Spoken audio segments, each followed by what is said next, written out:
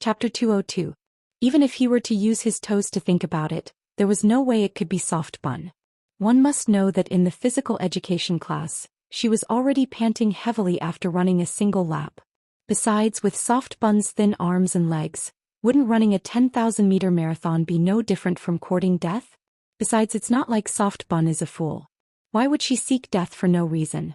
Xia Shangzhou, boss, are you saying that there are two Shi Yaos in Ji University? Lin Jiege didn't respond to the question. Instead, he continued playing with his phone, but in his heart he was thinking that there was no way that Shi Yao could be compared to his soft bun. The difference between them was like the difference between heaven and earth. Seeing how confident Lin Jiege was, Lu Benlai and Xia Shangzhou didn't take his words to heart. One of them continued to doze off while the other picked up his binoculars to scan his surroundings. After the gunshot, many girls at the starting line broke into a run. From time to time, waves after waves of cheering could be heard from the surroundings. Lu Benlai looked from the east side of the field to the west side of the field, and as he scanned the track with his binoculars, he saw a familiar figure. He abruptly stopped in his tracks and stared at the figure for a moment before reaching out to pat Lin Jiege's arm. Boss, it's really, Xia Shangzhou, who was on the verge of dozing off, was jolted awake by Lu Benlai's startled voice. Really? Can't you speak without straightening your tongue? I. Lu Benlai stammered out a fugus in shock before he finally got to the point. The Shi Yao is that Shi Yao. Xia Shangzhou couldn't understand what Lu Benlai was talking about at all. Not only can you not speak properly, you can't even express yourself properly. Before Xia Shangzhou could finish his words, Lin Jiege had already turned his gaze toward the field. With just a single glance he frowned. Then he reached out and snatched Lu Benlai's binoculars away. That nose, those eyes, that mouth, those slender arms and legs. It really was his soft bun. Soft bun insane? So what if she's participating in the sports meet? She can't even run a 400-meter lap, but she's running a 10,000-meter race? Could it be that this little fiancé that his grandfather gave him was a masochist? Xia Shangzhou finally came to a realization. He stared at the sprinting Shi Yao for a moment before exclaiming, "Oh, that can't be right? Is she really little junior sister? Lu Benlai, can't you speak with your tongue straight? It's none of your business." Amidst the bickering between the two, Lin Jiege tossed the binoculars into Lu Benlai's hands and raised his phone. He had to call an ambulance in case of emergency. Lin Jiege had just pressed 120 when he suddenly stopped. He pondered for 2 seconds, then put his phone away and walked to the side of the track. Forget it, he would stay by the side of the track. If something went wrong with her, he would carry her away from the track. Seeing that Lin Jiege was leaving, Xia Shangzhou and Lu Benlai quickly followed after him. By the time the three of them reached the edge of the track, the person in first place had already completed a full lap around the track, a distance of 400 meters. They knew that the person in first place was none other than Qin Ran. On the other hand, Shi Yao had only completed 3/4 of the lap. Among the female students participating in the competition, she could be considered as one of the last few. Chapter 203. By the time Qin Ran had run 3 laps, Shi Yao had run 2 laps. By now, Qin Ran had already overtaken Shi Yao by a full lap. By the time Qin Ran had run 5 laps, Shi Yao had run 3.5 laps. Qin Ran had overtaken Shi Yao by exactly 1.5 lap. Xia Shangzhou couldn't help but comment, "The gap between Little Junior and Campus Farce Qin is growing wider and wider. I'm afraid that it'll be difficult for her to win." Lu Benlai shot a glance at Lin Jiege, who was standing by the side, and saw that the latter was calmly looking at Shi Yao, seemingly not paying any attention to the situation on the field. Thus he replied, "Indeed. She's already overtaken by 1.5 laps. Even though long-distance running is a test of endurance, it'll still be difficult for her to catch up if the gap widens. Xia Shangzhou, what should we do? I really don't want Little Junior to be tortured by Campus Farce Qin." Lu Benlai, "The most important thing is to participate. Besides, it's a 10 kilometers marathon. Little Junior deserves praise for her courage." The two of them continued chatting about the situation on the field. However, Lin Jiege didn't seem to hear their words at all. His eyes were still glued to Shi Yao, ready to enter the field to save her at any moment.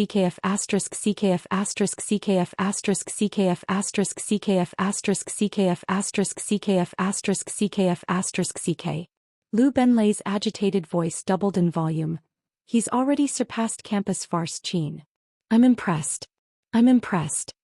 Just as excited as Lu Benlai were the students in the academy. The deafening cheers and screams almost broke the sky of the sports field. Xia Shangzhou, that's not the point, okay?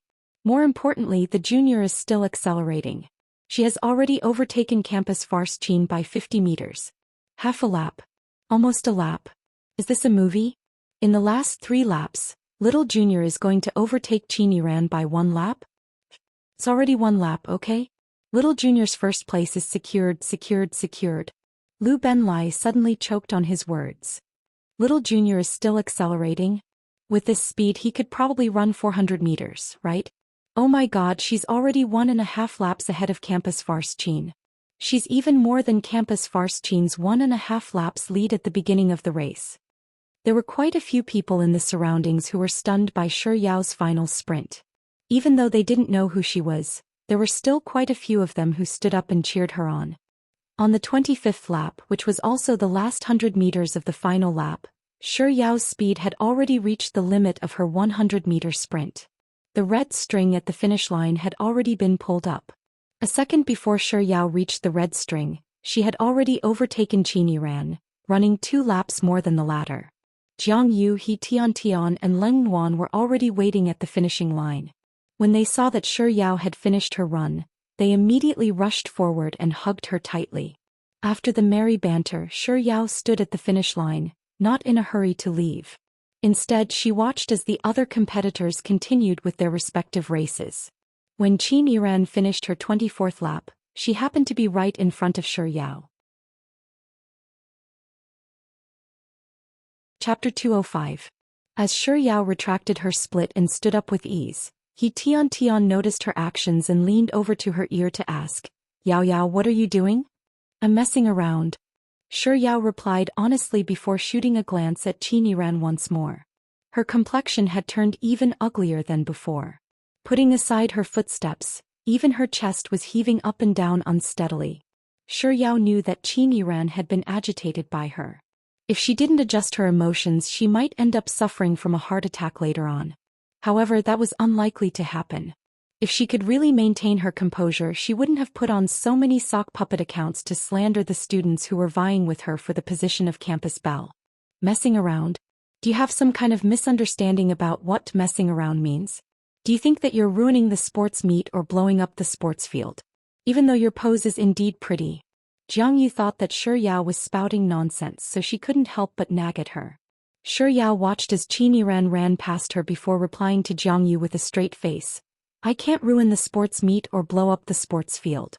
I'm just interfering with the outcome of the competition." She was clearly mocking her, but she actually replied to her as though it was a normal conversation. "Can you even allow me to speak properly?" Jiang Yu was rendered speechless by Shi Yao for a long while before she moved her lips. "Interfering with the outcome of the competition? Now do you think that you're a deity?" Before Jiang Yu could finish her words, Qin Yiran's hand suddenly clutched her waist, and like a deflated balloon, her speed dropped significantly. The third-place student behind Qin Yiran was hot on her heels. Her momentary lapse in concentration soon caused her to be overtaken by the third-place student. Jiang Yu widened her eyes in shock. "No way, right? Now are you really a deity? You actually made Qin Yiran fall to third place?" Shi Yao's lips twitched as she looked at Jiang Yu and asked, "Do I look that harmless?" Jiang Yu looked at the sweet young lady and nodded. "Yes, you look so harmless that I'm afraid that you'll be abducted on the streets." Shi Yao pouted as she turned to look at He Tian. He Tian also nodded without any hesitation. "Harmless to the point that you're afraid of being abducted? You're practically a retarded child." You're the retarded child." Shi Yao proudly turned her head to look at Qin Yiran, who was still slowing down on the field, and said, "I'm not as kind as you think I am. I don't want Qin Yiran to become third place. I want her to be unable to even get into the top 10. He Tian looked at her in disbelief. "There's only half left." "How are you?" Jiang Yu added, "and it's just a daydream." Chapter 206. She was supposed to pummel Yao Yao, but who could have thought that she would be the one being pummeled by Yao Yao instead? Anyone in her position would probably die of rage from the sudden change. Amidst Ling Nuan's calm analysis, Qin Yiran was overtaken by another 3 people one after another. At this point she had already fallen from first place to 6th place. And right behind her there were still 5 or 6 people chasing after her.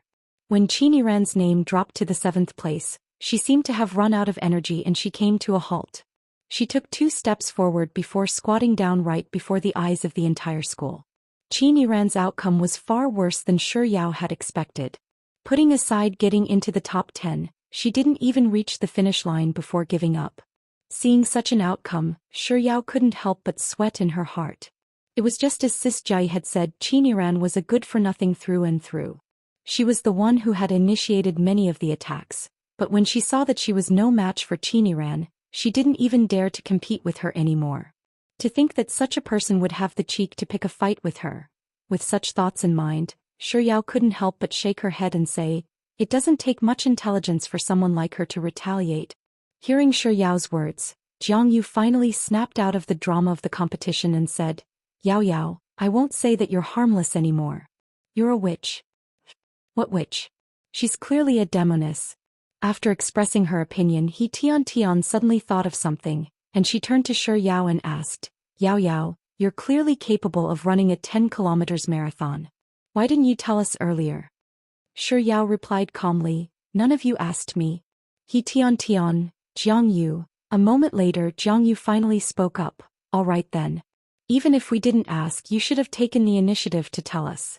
That's such an incredible specialty. Shi Yao blinked her eyes and said, isn't my specialty what I'm best at? When I introduced myself to you, I told you that my specialty is eating. There's nothing wrong with that. He Tian, Jiang Yu. Shi Yao looked at the silent duo and blinked her eyes once more. Besides, is running a 10 kilometers marathon that difficult? Is that even a specialty? He Tian, Jiang Yu. Miss, are you serious or are you cracking a cold joke? Strange, what did they mean by this? Shi Yao stared at the two of them for a while longer before speaking up once more. Let me tell you something. Back when I went to Xi'an to play, I got really good at the bowl-smashing wine. I drank so much that the person sitting next to me changed several times. He Tian, Jiang Yu. Please don't say any more, maiden. However, Shi Yao didn't hear their thoughts at all. She moved her lips, wanting to say something, but before she could say anything, her name had already been announced from the podium, and she was asked to proceed to the podium to receive her award. As she had clinched first place after receiving her prize, a reporter from the school's reporter society came over to interview her. Student Shi Yao, you've broken our school's record in the 10 kilometers marathon. Is there anything you would like to say about it? Shi Yao pondered for a moment before replying humbly, it's not too bad. It's just that I did my best. I wasn't even able to break the 10,000 m sprint record I set in high school. The interviewer seemed to be stumped by the question. It took a long while before he asked once more, what's your greatest feeling after the 10 kilometers marathon? Chapter 207. Well, there's yogurt, milk tea and potato chips for a month. Shi Yao's voice traveled steadily into Lin Jie's ears through the speakers. It was only after hearing those words that he was finally convinced that the girl who won the 10 kilometers sprint championship and broke the record was really Soft Bun. The soft bun with slender arms and legs. So, all of his previous thoughts had been slapped in the face? She didn't need an ambulance at all, nor did she need him to carry her away from the track. The little fiancé that his grandfather had forced onto him was not only not a masochist, but a hidden long-distance running expert too? The first time was the forum storm, the second was the physical education class, and this was the third sports meet. She had already surprised him thrice in a row. Lu Benlai and Xia Shangzhou were equally shocked. Lu Benlai, boss, little junior won the championship. Xia Shangzhou, it's one thing that she won the championship, but to think that she could even do the splits after the 10 kilometers sprint. Lu Benlai, 6666666666666. Seeing that Lin Jie was standing calmly by the side, Xia Shangzhou repeated Lu Benlai's words once more. Boss, little junior won the championship. Lin Jie nodded, I saw it. Xia Shangzhou, then why aren't you happy at all? You should know that little junior's race was really exciting. It felt like watching an NBA game. My blood was boiling with excitement. How was he unhappy? He was practically flying into the sky. Not only so, he was also shocked, astonished, agitated and proud. Lin Jie was just about to reply to Xia Shangzhou that he was happy, but he suddenly realized that if he were to reply like that, wouldn't he be telling Xia Shangzhou and Lu Benlai that he didn't know much about soft bun? After 2 seconds of silence, Lin Jie glanced at Xia Shangzhou with a knowing look on his face and said, isn't that normal? Is there a need to make such a big fuss over it? Xia Shangzhou was rendered speechless for a moment before replying, Boss, since you knew that little junior would win, why did you say that she wasn't the contestant? His name is Xia Shangzhou, isn't it? I'll remember it. Lin Jie lowered his eyelids, concealing the gleam in his eyes. He paused for a few seconds before he turned to Xia Shangzhou and replied with an arrogant look on his face, because I think that it's beneath her to compete with those people. After saying those words, Lin Jie turned around and walked back to his seat, leaving Xia Shangzhou scratching his head in bewilderment. Wait a minute, the one who's good at running is little junior. Where did that I'm the strongest king expression come from? Barely after Lin Jie took 2 steps up the stairs, someone suddenly walked past him and asked, Where's Shi Yao? What would you like? Pulsation.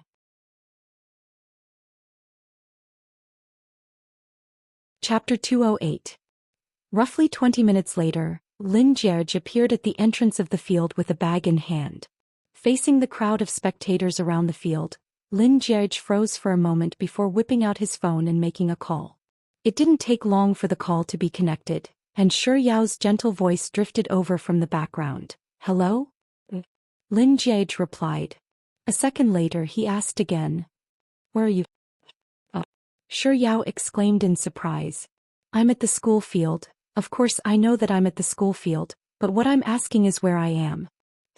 Lin Jierge fell silent. Just as he was about to speak again, Shi Yao's voice sounded once more. "What's the matter?" "And there is." Lin Jierge paused for a moment before lowering his head to look at the bag in his hands. Then he continued. "There's another girl who gave me some food. Do you want it? If you don't want it, I'll throw it away." Lin Jierge was really treating her as a garbage collection station. He'd just given her a pile of fruit garbage not too long ago, and she hadn't even finished digesting that garbage yet. And now there was another batch of garbage? Shi Yao clutched her phone, not knowing whether she should accept it or not. At that moment Lin Jierge's voice sounded once more. "Forget it, pretend that I never asked. I'll throw it away." Thinking about how delicious food was going to be wasted, Shi Yao felt as though a knife was slicing through her heart. Without any hesitation she blurted out, "Where are you? I'll go look for you." Lin Jierge's lips curled up into a smile after his scheme worked. So, the excuse he came up with that day in a moment of desperation turned out to be pretty useful. "I'll go look for you instead. There's ice cream here and your legs are short. I'm afraid that it'll melt before you even reach me." "What do you mean by short legs? Even if I'm a little short compared to him, I can still run." Shi Yao puffed up her cheeks. But in the end, for the sake of the delicious food, she didn't resist Lin Jierge and obediently told him where she was. After obtaining Shi Yao's address, Lin Jierge grabbed his bag and leisurely made his way over. When he arrived in Shi Yao's vicinity, he didn't rush over to look for her immediately. Instead, he pretended to be looking at his phone, but his eyes were actually darting around the area for a moment.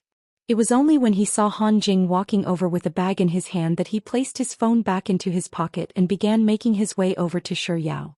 There were quite a few students in the surroundings who recognized Lin Jierge and they were looking at him excitedly. On the other hand, Shi Yao seemed to be discussing something with her 3 roommates, so they didn't notice Lin Jierge's approach. Lin Jierge stood by Shi Yao's side and lowered his head to look at her for a moment. Seeing that she was still in a daze, he took out the ice cream from the bag and placed it on her fair face. Shi Yao shuddered at the sudden chill and she abruptly raised her head. At the same time, her 3 roommates were also looking at Lin Jierge. In contrast to He Tian and Jiang Yu's agitated expressions, Leng Wan stood up calmly and moved away from Shi Yao's seat. Lin Jierge sat down and glanced ahead. Seeing that Han Jing was already walking over, he removed the packaging of the ice cream and waited for Han Jing to look in Shi Yao's direction before passing the ice cream into Shi Yao's hands. Lin Jierge could clearly see Han Jing's footsteps pausing on the spot. He was secretly delighted, but on the surface he calmly took out the maidong, twisted open the cap and passed it back to Shi Yao. Chapter 209. Shi Yao shot a glance at Lin Jierge and thanked him before taking the maidong and hugging it tightly in her embrace. Even though Lin Jierge replied with a polite "You're welcome," he still inched his head closer to Shi Yao's ear. In the eyes of the onlookers, this action seemed extremely intimate, as if a couple was interacting with each other. Han Jing's face paled slightly. Looking at this sight, his fingers, which were holding onto the bag, couldn't help but tighten their grip. Taking in his reaction, Lin Jierge's lips curled up into a gentle smile as he stared at Shi Yao for a moment. Then he stretched out his hand and lightly stroked Shi Yao's cheek. Why would he touch her for no reason? Shi Yao turned her head to look at Lin Jierge doubtfully. In the instant that Shi Yao turned her head around, Lin Jierge immediately tilted his head to the side so that Han Jing wouldn't be able to see his expression. Then he swiftly retracted the smile on his face. Meeting Shi Yao's gaze, Lin Jierge didn't wait for her to say anything before he forcefully said, "You got some ice cream on your face. I'm a germaphobe, so I couldn't stand it, so I reluctantly helped you." Shi Yao, who had just understood the situation, hadn't even thought of what to say when Lin Jierge added, "There's no need to thank me." Who should thank him? What a narcissistic young man. Besides, I got some ice cream on my face, so why wouldn't he tell me about it? What do you mean by I'm a germaphobe, so I can't stand it? Did I ask him to stand it? If you can't stand it, then don't look at it. If he hadn't thrown the trash to her, she would surely have chased him away. Shi Yao vented her frustrations on the ice cream, so she lowered her head and took a huge bite out of it. When Shi Yao retracted her gaze, Lin Jie's lips curled into a smile once more. Then he casually turned his head around to look at where Han Jing was standing. Han Jing had already lowered his head, so he didn't approach Shi Yao anymore. Instead, he stood on the spot for a moment before turning around to leave. After staring at his back for 2 seconds, Lin Jie said, "I'm leaving." After Shi Yao nodded her head in farewell, he stood up and walked away under the gazes of quite a few ladies. Han Jing walked very slowly, so it didn't take Lin Jie long to catch up to him. Before overtaking Han Jing, Lin Jie tilted his head to the side and slowed down his footsteps. He whipped out his phone and without making any calls he raised it to his ear and said, "Yao Yao, there's something that I forgot to tell you. Wait for me after the sports meet ends the day after tomorrow. Grandfather says that he wants to meet you." Lin Jie noticed that Han Jing's footsteps had clearly paused for a moment. He pretended not to see Han Jing and continued to walk forward as he continued to talk on the phone. When he passed by Han Jing, he saw Han Jing's slightly pursed lips and his words became even more immersed in his acting. Okay, I'll give you a call when the time comes. The ice cream is a little cold, so don't eat too much or you'll have a stomachache." By the time Lin Jie returned to his classroom in high spirits, Xia Shangzhou was listening to a song, and Lu Benlai was still looking around with a pair of binoculars. "Xia Shangzhou, boss, where did you go earlier?" "Lu Benlai, why did you leave in such a hurry? Did you go to the toilet? Didn't I say that the spicy hot pot from lunch was too spicy? You'll have diarrhea." Didn't he need to rack his brain to come up with an excuse?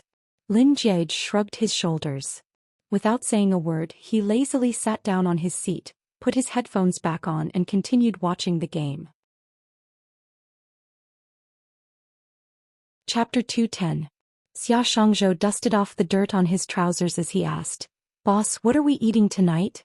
"Lu Benlai, I feel like eating rice noodles." Lin Jie calmly stood up and tidied up his clothes before interrupting Lu Benlai's words. "I've already prepared dinner. It's in the dormitory."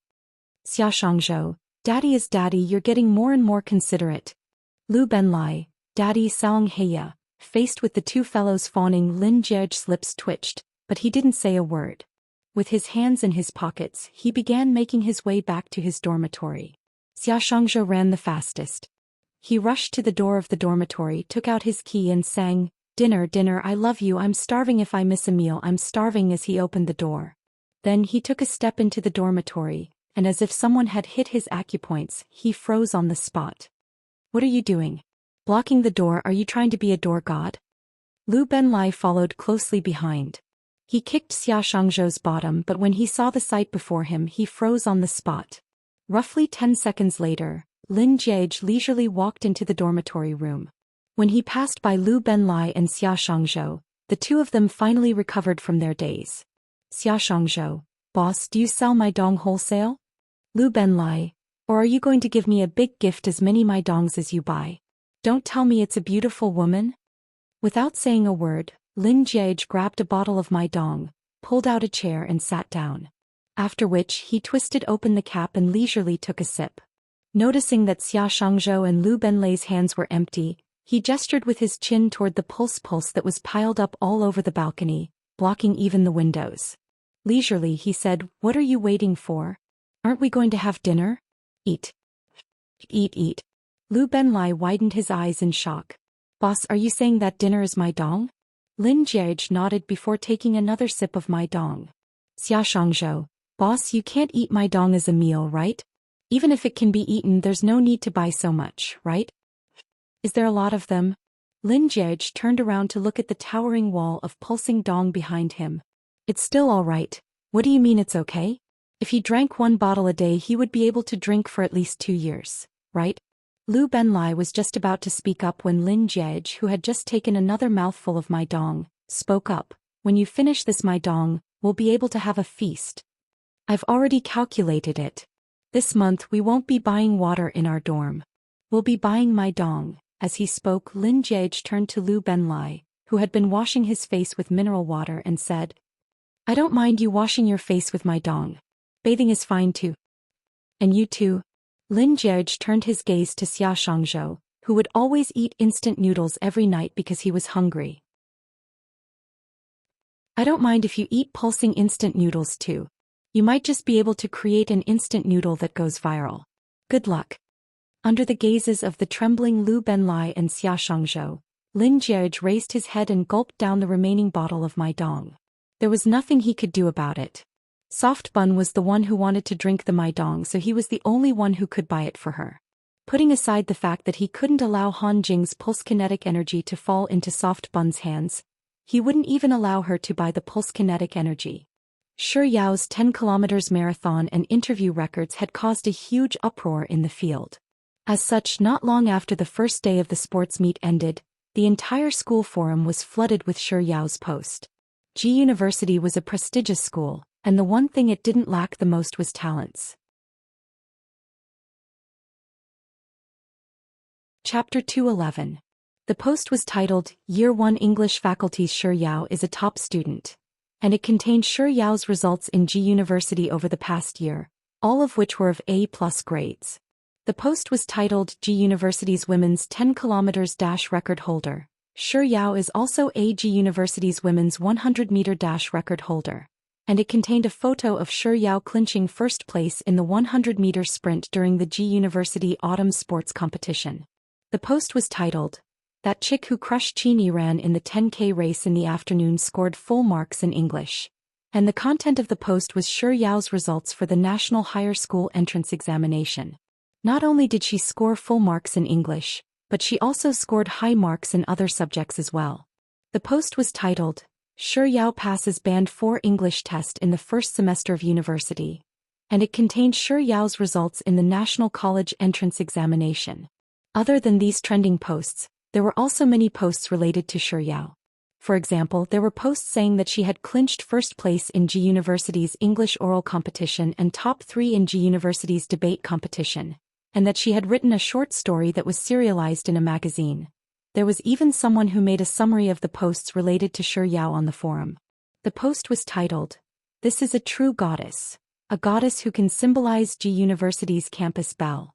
And under this post the replies were surprisingly consistent. They either knelt down, said that he could obviously rely on his looks to make a living, yet he was shockingly talented, or said that he was too handsome, that he wasn't a human, that he was a god that didn't need a man. In short, almost all of them were praising him. Of course, due to the conflict between Shi Yao and Qin on the forum, there were quite a few people who mentioned Qin as well.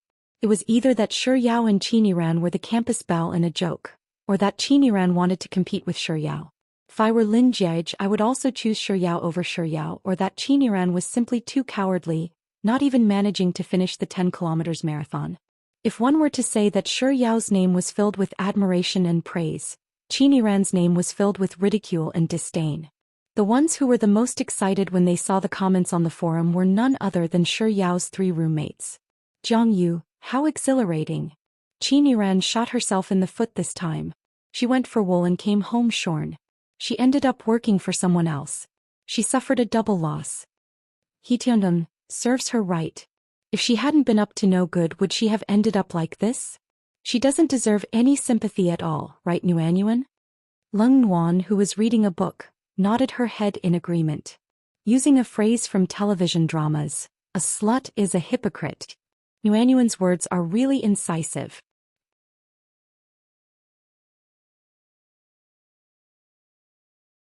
Chapter 212. Ever since he had publicly wished her a happy birthday and confessed to her on her birthday, she had purposely kept her distance from him. He seemed to have sensed it too, so after asking her out once or twice, he changed his tactics and started to approach her from He Tian. Initially, He Tian would say that it was Han Jing who was treating her to a meal, but perhaps due to her constant rejection, Han Jing told her not to mention his name. It was fortunate that He Tian didn't do as he said and told her everything honestly. In truth, Shi Yao had been thinking of finding a time to chat with Han Jing for the past few days, but due to the sports meet she hadn't had the time to do so. Now that he was calling her.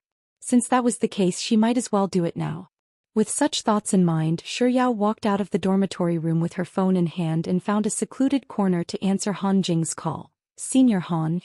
Shuyao. Han Jing's voice sounded a little disappointed. After calling her name, it took him a long while before he asked.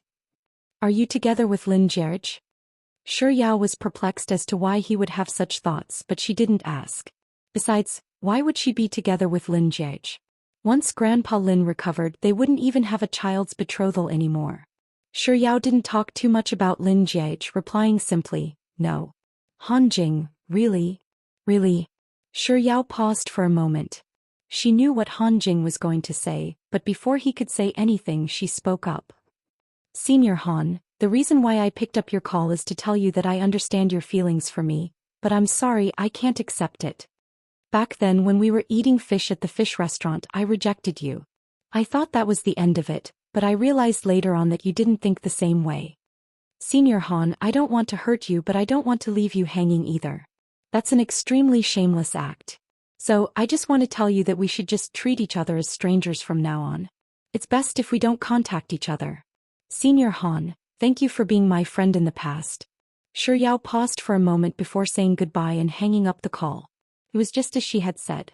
If he hadn't given up on her, she wouldn't have gotten together with him, so it was best if she didn't continue pestering him. After all, it would only hurt him more and more. At the same time, in room 501 of the male dormitory. After browsing through all of the posts related to Shuyao on the school forum, Lu Benlai gulped down a mouthful of my dong in astonishment to calm himself down before saying, Little Junior is actually that formidable? The equally astonished Xia Shangzhou also gulped down a mouthful of my dong before slowly turning his head to look at Lin Jierge and exclaiming, Boss, you've picked up a treasure. Staring at Shuyao's post on his computer screen, Lin Jierge's eyebrows shot up proudly. Lu Benlai also turned around to look at Lin Jierge and asked, Boss, did you get involved with Little Junior because you knew that she was so formidable?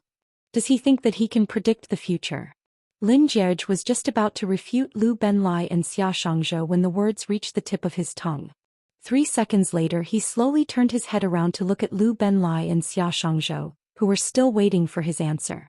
With an impassive voice he said, All roads lead to Rome and I was born in Rome. In other words, you have to search far and wide before you can find a treasure like soft bun, but I was born with a treasure like soft bun.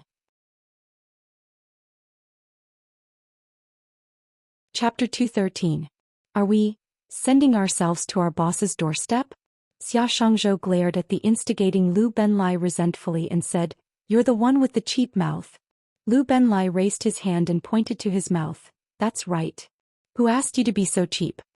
Hearing Xia Shangzhou's words, Lin Jierge turned his gaze back to the photo of Shuyao receiving her prize in the 10 kilometers sprint on the computer screen. While clicking on the mouse he spoke with an infuriating tone. However, there are some people who might not be able to find a treasure even if they walk down all the roads leading to Rome, just like. Lin Jierge glanced at Xia Shangzhou and said, The goddess you met is my treasure. Then he glanced at Lu Benlai and said, And the goddess you met doesn't even care about you. Xia Shangzhou and Lu Benlai were rendered speechless for 10 seconds.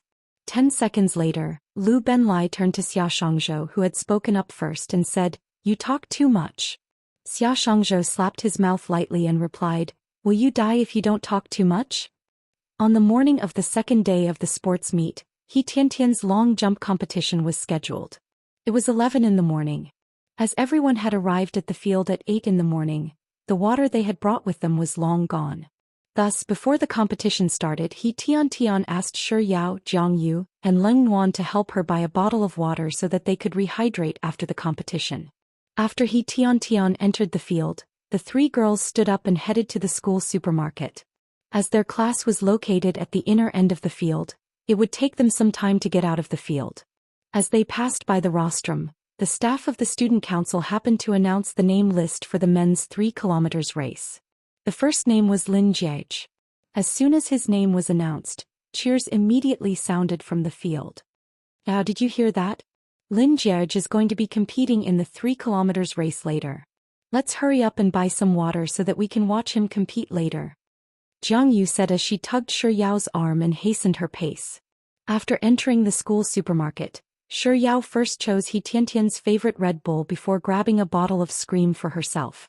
While Jiang Yu and Leng Yuan were choosing their drinks, Shi Yao casually grabbed a bag of hawthorn and a bag of jelly from the shelf by the side. While paying the bill, Jiang Yu suddenly thought of something and asked, Yao Yao, aren't you going to bring a bottle of water for Lin Jiege? Shi Yao shot a doubtful glance at Jiang Yu. Why did she bring water for Lin Jiege? Noticing Luo Ruoxin's bewilderment, Jiang Yu added, Lin Jiege is going to run 3,000 meters later, so he'll definitely need to drink some water. Can you bring him a bottle? He should have prepared the water himself, or perhaps one of his roommates would have prepared it for him. But then again, it didn't seem like it was a big deal for him to bring a bottle of water with him. After all, he had protected her during Qin Yiran's incident on her birthday, and he had even given her so much trash. Shi Yao pondered for a moment before replying, all right then. Then she stood before the row of drinks and hesitated for a moment. In the end, as she didn't know what Lin Jiege liked to drink, she decided to just grab a bottle of Scream that was identical to hers. Returning to the field, the runners for the men's 3 kilometers race that Lin Jiege was participating in were already in position. Amidst the row of males, Lin Jiege stood out from the rest. Most of the males around him were doing their warm-up exercises, but he was the only one standing lazily on the spot as if a painting.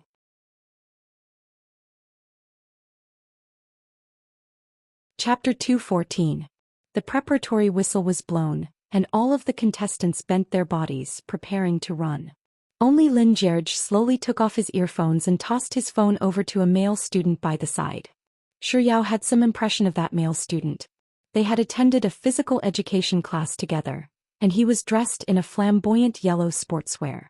He had asked Leng Yuan for her phone number, and he even drank a pink milkshake. His name was rather interesting. She recalled correctly, he was called Lu Benlai. Perhaps it was due to the impending start of the tournament, but Lin Jiege's face was still the same as before. His eyes were calm and he didn't reveal too much emotion. His leisurely expression made it seem as if he wasn't here to participate in the tournament but to aid his digestion. As if he had grasped the timing perfectly, the moment he bent down and placed his hands on the ground, the gunshot sounded, signifying the start of the race. Then, like arrows released from a bow, a row of male students dashed forward along the track. Some of them were cheering for their classmates and some of them were cheering for their good friends. However, the one that was cheered the most was Lin Jiege. You can do it. Lin Jiege was dressed in a white sportswear, making him easy to spot on the green track.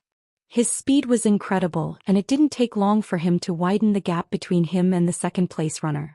3,000 meters wasn't too long, but it wasn't too short either. It was a test of both endurance and speed, but Lin Jiege didn't seem to feel any pressure or strain from participating in a race at all. In fact, he looked so relaxed that it was almost as if he was completing a simple "what's 1 + 1" math problem. Due to the huge disparity in their strength, there was no doubt who would emerge as the first place. When Lin Jiege finished his final lap, Jiang Yu held Shi Yao's arm and walked toward the finish line.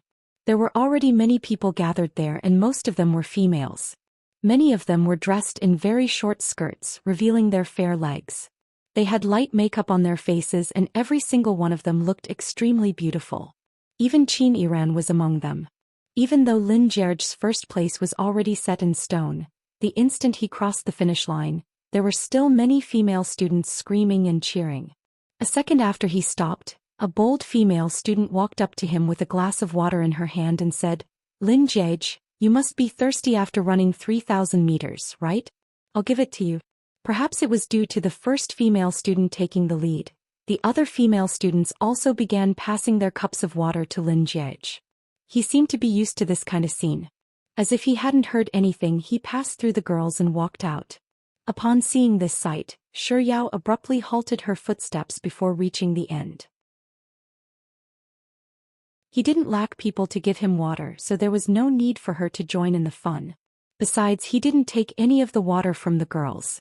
What if he didn't take it even if she went over to him? Not to mention, Qin Yiran was right beside him. With such thoughts in mind, Shi Yao tugged on Jiang Yu's sleeve, intending to tell her to leave. However, before she could do anything, Jiang Yu had already spoken up upon seeing Qin Yiran. "Senior Lin Jiege, who hadn't reached Lu Benlai yet, heard the commotion and he turned his head slightly. However, upon seeing Shi Yao, he immediately halted his footsteps. Chapter 215. Following Jiang Yu's words, Lin Jie's gaze fell from Shi Yao's face to her hands. She was holding an open bottle of Scream in one hand and a red plastic bag in the other. A few seconds later, Lin Jie's gaze returned to Shi Yao's face once more.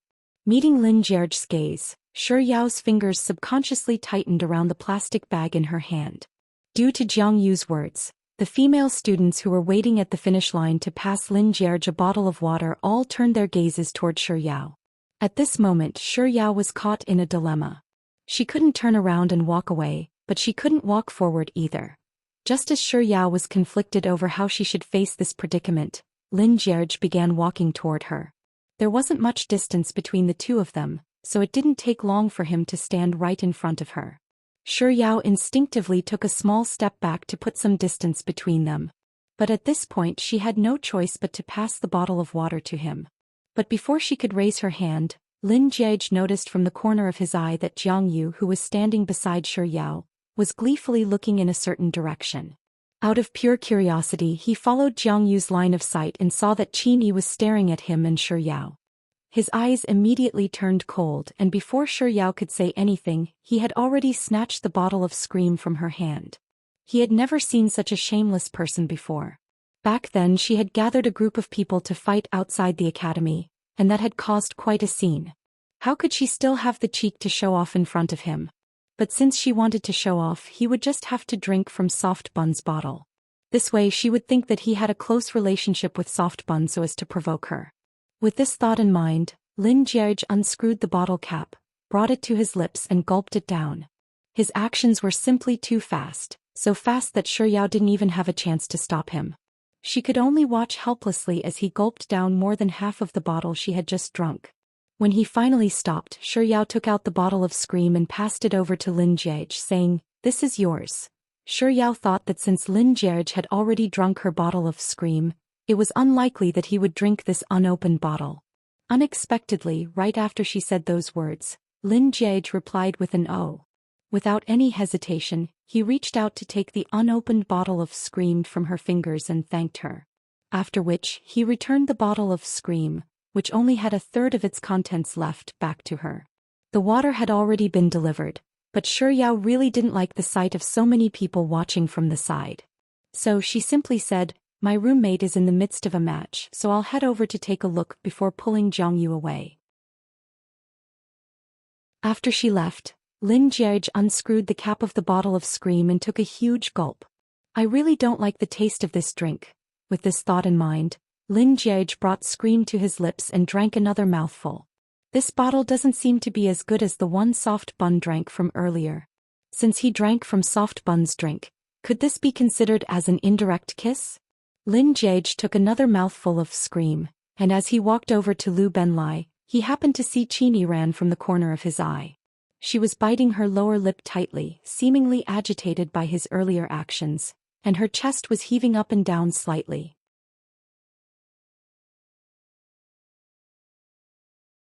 Chapter 216. That afternoon, Shi Yao's roommates didn't have any events to participate in, but due to the fact that they were all Year 1 students, the teachers were rather strict with them. Thus, they didn't dare to come to the field to spectate like the Year 3 and Year 4 students. Tian and Jiang Yu didn't have enough rest in the dormitory, so when they arrived at the field, they covered their heads with their clothes and continued sleeping. Leng Nuan was still reading the book she hadn't finished last night. Shi Yao supported her chin with her hand and watched the match for a while. Seeing that there wasn't much to see, she took out her phone and logged into the game. During the day, the members of the Sexy and Frisky group rarely played, so when Shi Yao saw that less than 111,111 was online, she was surprised for a second. Less than 111,111 had been in the game for 27 minutes. Shi Yao had no idea when he would be done, so she decided to go and play around by herself. However, a second after she returned to the main hall and was just about to select the map mode to proceed with the game, less than 111,111 suddenly popped up on her screen, inviting her to play with him. Shi Yao didn't reject his invitation and accepted it. She didn't bring her earphones and the sports meet was extremely noisy. Thus, after entering the main hall, she chose to type a message. Why are you online this afternoon? Less than 111,111 replied with 2 numbers. 56. Yao, who really couldn't understand what 56 meant, typed a question mark. Then looking at the screen, Yao thought that she had been led astray by Mr. Numbers. She was starting to use symbols to represent nonsense, so she couldn't be bothered to type anymore. Thus, she tapped on the screen and asked, "What does 56 mean?"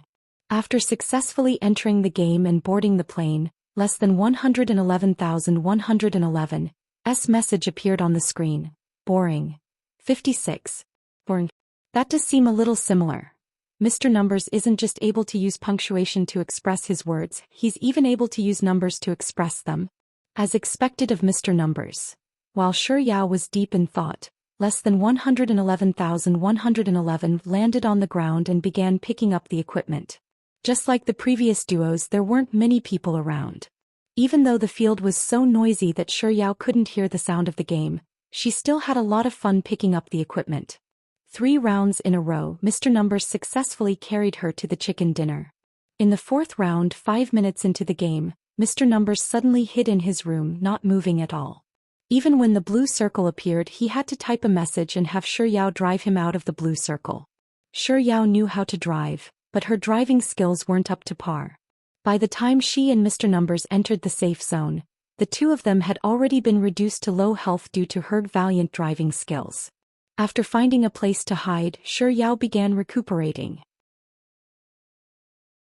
When she was fully healed, she realized that 111,111's HP was still low. She couldn't help but type a few question marks. Seeing that he didn't reply, she started typing. "You fell." Before she could finish what she wanted to say, she saw a small microphone light up next to the name, 111,111. This meant that he was speaking through voice chat. "Does he have something to say to me?" Yao hurriedly brought the phone to her ear, but other than some chaotic noises, she couldn't hear 111,111's voice at all. Thus, she switched on the voice chat function and brought the phone to her lips. "What did you just say? I didn't hear you clearly." Shortly after Yao said those words, the radio station began broadcasting again. Next up is the men's 100-meter sprint. The participant list includes Lin Jierij Zhang Yang. Afraid that she might miss 111,111's words, she hurriedly brought the phone to her ear, and the same words came from the other end. Next up is the men's 100-meter sprint. The participant list includes Lin Jierij Zhang Yang.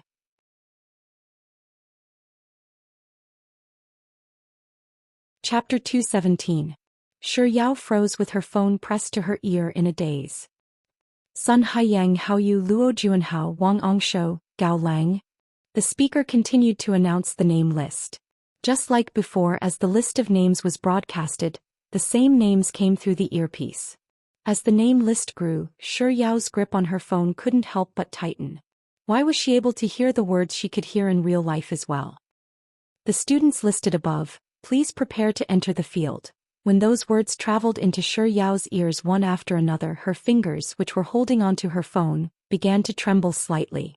It can't be such a coincidence, right? 111,111 is actually from the same university as me? Furthermore, they're both standing in the same field at the moment? As this thought flashed across Yao's mind, she instinctively raised her head and scanned her surroundings. Amidst the sea of people, one of them was 111,111. In other words, there was also expert of the monkeys, and there was also Juice. Yao felt that this was simply too inconceivable. She felt as if the entire world had become a fantasy. Just how great of a fate did it take for her to be matched with a random teammate during her first game turn out to be her schoolmate? The voice of the speaker sounded from the podium once more. Next up is the men's 100-meter sprint. The name list consists of Lin Jierij Zhang Yang, Sun Haiyang Haoyu Luo Juanhao Wang Angsho Gao Lang. Hearing this voice, Yao lowered her head to look at her phone screen. 111,111's name was followed by the voice of the small microphone. So, it wasn't necessarily 111,111 who was speaking earlier. It was the voice of the field that had been transmitted into his phone. Shi Yao was still in a daze.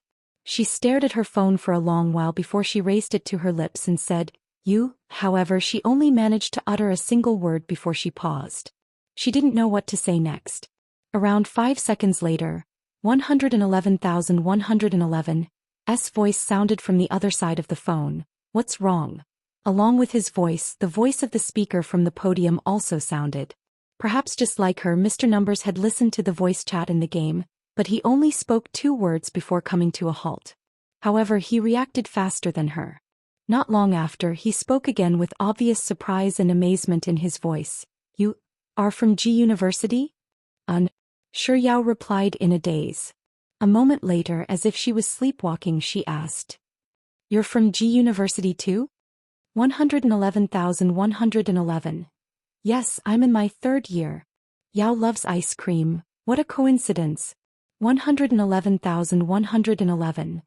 What a coincidence. Shi Yao didn't know what to say anymore, and both she and Mr. Numbers fell silent. The voice of the broadcast continued to come out from the 2 earpieces. After some time, 111,111 spoke again. "What about you?" Shi Yao was a little taken aback. "HM?" After a while she replied, "I'm a freshman in the English faculty. What about you?" "Math faculty." 111,111 replied bluntly. After which he added, "I'm going to compete soon. Talk to you later."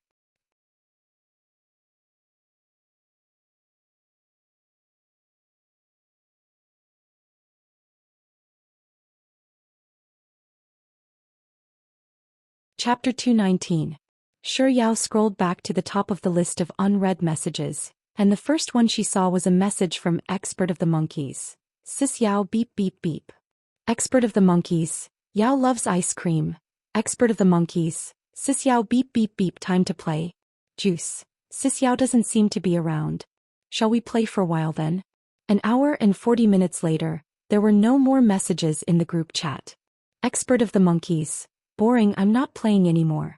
No wonder people say that playing games with one's grandson is the most tiring thing in life. Juice. Grandson, why are you always talking about seniority? Expert of the Monkeys, Scram, I'm the grandfather here.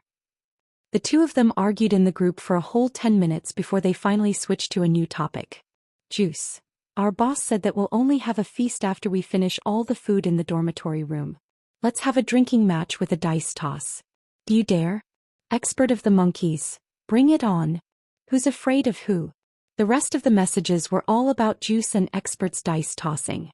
Shi Yao scrolled all the way to the end, and when she took a look at the time, she realized that the 2 of them had been throwing dice for almost 2 hours. Every few seconds they would throw a dice toss. By now they had probably thrown the dice more than 1,000 times. In other words, the 2 of them had drunk at least 1,000 cups of wine, and they still weren't drunk? Shi Yao couldn't help but bubble up. Yao loves ice cream. Are the 2 of you the legendary never drunk despite drinking 1,000 cups? Juice. What are you talking about? This little bit of wine isn't even enough to fill the gaps between our teeth. Expert of the Monkeys. Sis Yao, it's not that I'm bragging, but we might not be the best in other fields, but when it comes to drinking, no one can beat us. This seemed to be the first time that Expert and Juice had addressed each other as we so harmoniously, and there wasn't any verbal abuse between them. With this thought in mind, Shi Yao typed on the keyboard. Impressive. Juice. You're being too polite. Expert of the Monkeys. You're overpraising me. 111,111. Sent a picture of a bunch of my dongs, and a second later, less than 111,111 sent another message. There was only a single 9. Even though his words were concise, everyone in the group understood what he was trying to say. What he meant was that my dong was what Monkey and Juice called wine. Even through the phone, Shi Yao could hear the sounds of Mr. Numbers slapping Expert and Juice's faces. The group was silent for about 10 seconds before X sent a cheeky smiley face. I'm just joking. I'm a good student. Why would a good student have a drinking competition in the dormitory? Expert of the Monkeys. Sis Yao, let me tell you something.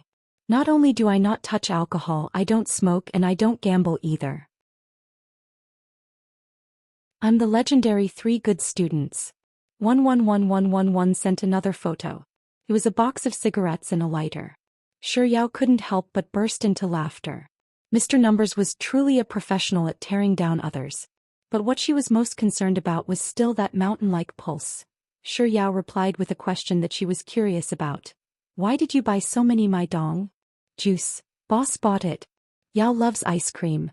Sent an embarrassed emoji. Is this how tycoons buy things? Expert of the monkeys. That's not it. The reason why our boss bought so many is because of my goddess. As soon as Yao saw expert's message, he retracted it and sent a new message.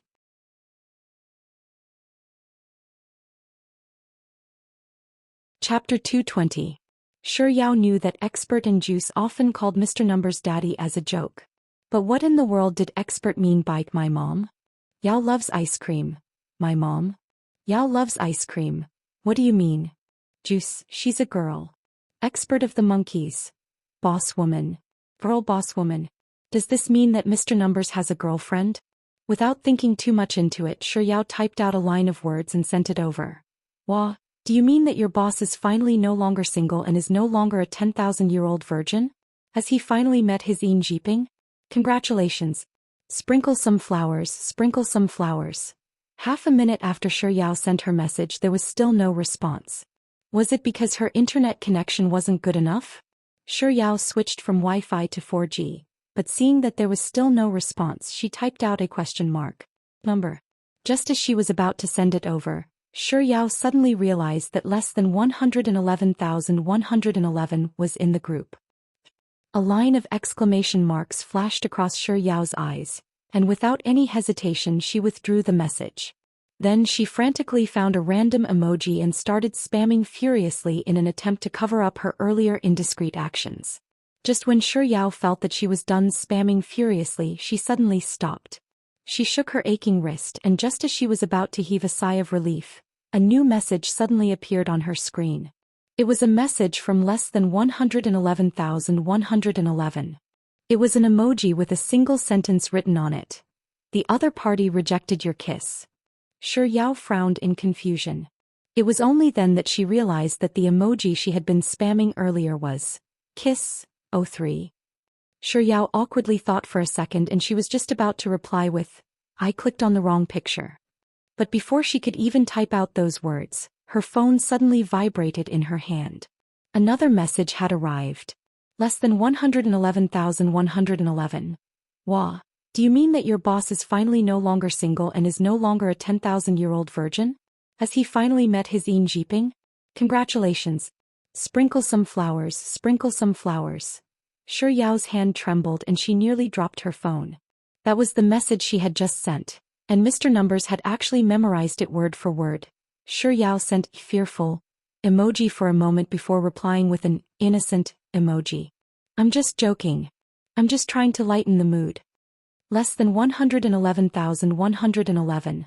Yao loves ice cream's weight has finally exceeded 100 Jean. Her thighs are so thick that they're almost catching up to the waists of other girls her age. Congratulations. Let's scatter some flowers. Roughly a minute later, Mr. Numbers retracted the message, and another message from him popped up on the screen. It was a smiley emoticon that made one feel like punching it in the face, followed by a line of words. What a coincidence. I was just joking around to lighten the mood. Yao stared at her phone for a long time. In the end, she still chose to put it down and head to the bathroom. Before falling asleep, lying on her bed, Yao couldn't help but recall the conversation she had with Mr. Numbers at the sports meet in the afternoon, right before he logged out of the game. She still didn't know who he was. Should she send a message and ask him? Yao flipped over and picked up her phone to look at it for a moment before deciding to put it down. Forget it. They didn't say that they wanted to meet up with her, and it wouldn't be appropriate for a girl like her to ask for it. Besides, it's not too bad for them to just play a game and maintain their online friendship. On the morning of the third day of the sports meet, Yao was woken up by a phone call. She opened her eyes in a daze, took a look at the caller ID, and her mind immediately cleared up.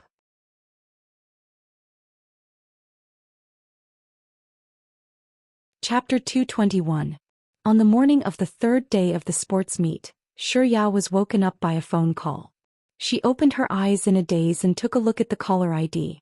Then she immediately jolted awake. It was a call from Liang Mumu, whom she hadn't been in contact with for some time now. Shi Yao stared at the word Mumu on the screen, and her eyes flickered for a moment before she swiped the screen and answered the call. Mumu. Shi Yao had only just called out Liang Mumu's name when Liang Mumu's cheerful voice sounded from the other end. Yao Yao, do you not have to go to school tomorrow after the sports meet? Liang Mumu, that's great. Darling, I'll pick you up from school at around 6 or 7 in the afternoon. Let's go out and have some fun. Shi Yao was silent for 2 seconds. Just as she was about to speak, Liang Mumu spoke up once more. Yao Yao, it's been a long time since we last met. Don't you miss me? I've missed you so much, my dear. Let me tell you, I have a friend who opened a new bar in Samleton. It's free to go there now, and we can also go there tonight to support the bar. Seeing that Shi Yao hadn't agreed yet, Liang Mumu began to act coquettishly on the other end of the phone. Yao Yao, won't you agree to it? Don't you love me anymore? Shi Yao lowered her eyelids and replied gently, all right then, I'll see you tonight. Liang Mumu, who had been complaining a moment ago, immediately reverted to the cheerful tone she had when she first picked up the phone. I knew it. Yao, you can't bear to leave me behind. What do you want to eat tonight? Cantonese, Japanese, hot pot, Western. Why don't I pick a few restaurants and send them to you for you to choose from? Shi Yao wanted to say you decide, but just as the words were about to come out of her mouth, she hesitated for a moment. Then, just like before, she obediently said ? Okay. I'll give you a call when I'm about to reach your school. I still have some matters to attend to later, so I'll have to talk to you later. Bye-bye, darling Yao Yao moi. Liang Mumu said a long sentence in a single breath, and before Shi Yao could respond, she had already hung up the call. Shi Yao took a look at the time. It was only 6:30 am. She hadn't had enough sleep yet, but due to Liang Mumu's call, she found herself unable to fall asleep. She put down her phone and stared at the ceiling thoughtfully for a while. Finally, seeing that she really didn't feel sleepy, she climbed out of bed to wash up. At 8 o'clock, Shi Yao and her 3 roommates headed to the canteen. After breakfast, they headed straight to the field. It didn't take long before it was Shi Yao's turn to participate in the high jump competition. Due to Shi Yao's astonishing 10 kilometers sprint on the first day of the sports meet, her high jump competition attracted quite a few spectators. To Shi Yao, the high jump was truly her forte, so she didn't let the crowd down.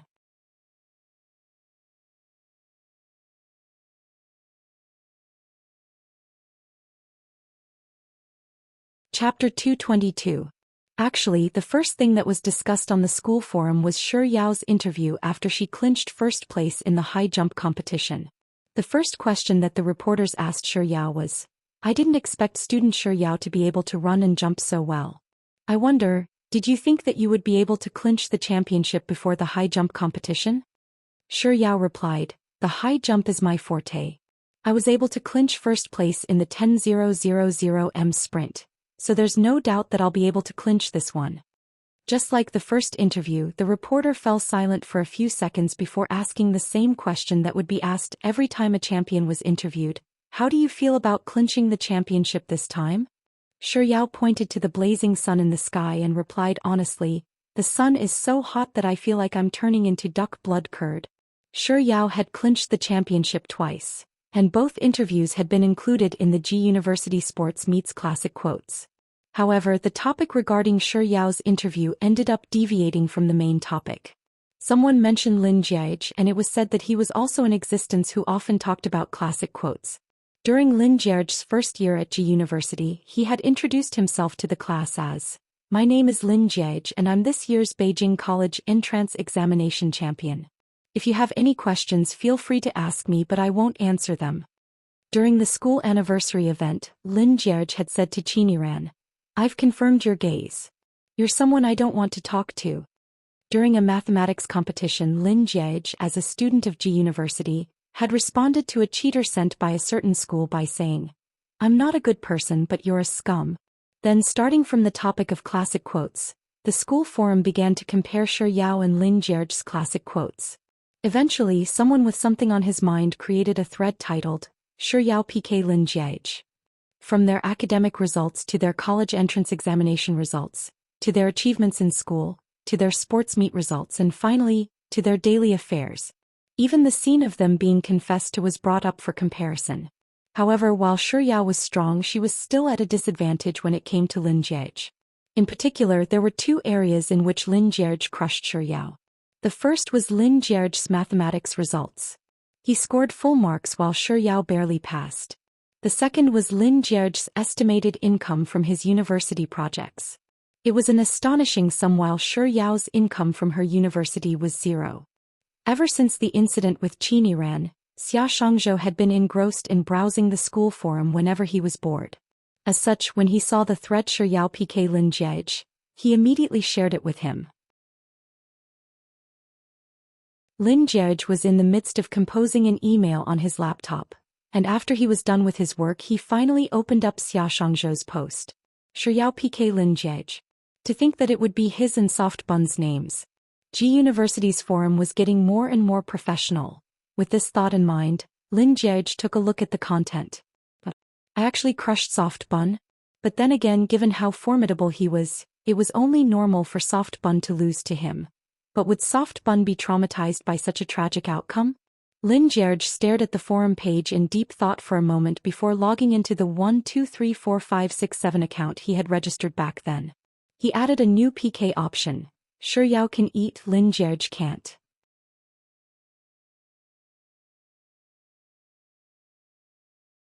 Chapter 223. Besides, she already had a duck egg, so he didn't mind being one-shot by her. Thus, Lin Jie changed it to, in the category of gluttony, Yao 100 points, Lin Jie 0 points. After successfully replying, Lin Jie wanted to exit the forum, but after a moment of hesitation he added a new category. In the category of childbirth, Yao 100 points, Lin Jie 0 points. Even though he wasn't the one who gave birth to the child, it didn't mean that the child couldn't be born without him. Lin Jie pondered for half a second before giving himself 60 points. After which he clicked on the send button and exited the forum in satisfaction. Soft Bun had lost to him in 2 categories, and now that he had added 2 more, he lost to her in 2 categories. Soft Bun would surely be overjoyed to see this. Recalling Yao's eyes curling up into a smile when she looked at the forum, Lin Jie's lips curled up slightly before he returned to his work. He typed on the keyboard for a while before coming to a halt. In the category of childbirth, I gave myself 60 points. Isn't that a little too low? To be able to impregnate Soft Bun just once, that should be at least 99 points, right? Besides, childbirth wasn't something that only one person could do. Soft Bun wouldn't be able to give birth without him. After the sports meet ended, Yao returned to her dormitory room and took a shower. After which, she opened a bottle of yogurt and a bag of fries before lying on her bed to enjoy the air conditioning. Out of boredom, Yao heard from He Tian that she had been on the school forum once more, so she picked up her phone and started admiring her own gossip. The first part of the thread about Yao piqué Lin Jie was still rather normal. After all, she was indeed no match for Lin Jie. In this world, one had to be willing to concede defeat. However, after seeing the reply from 1234567, Yao found it hard to believe that the thread was normal anymore. 1234567 was Lin Jie's ID.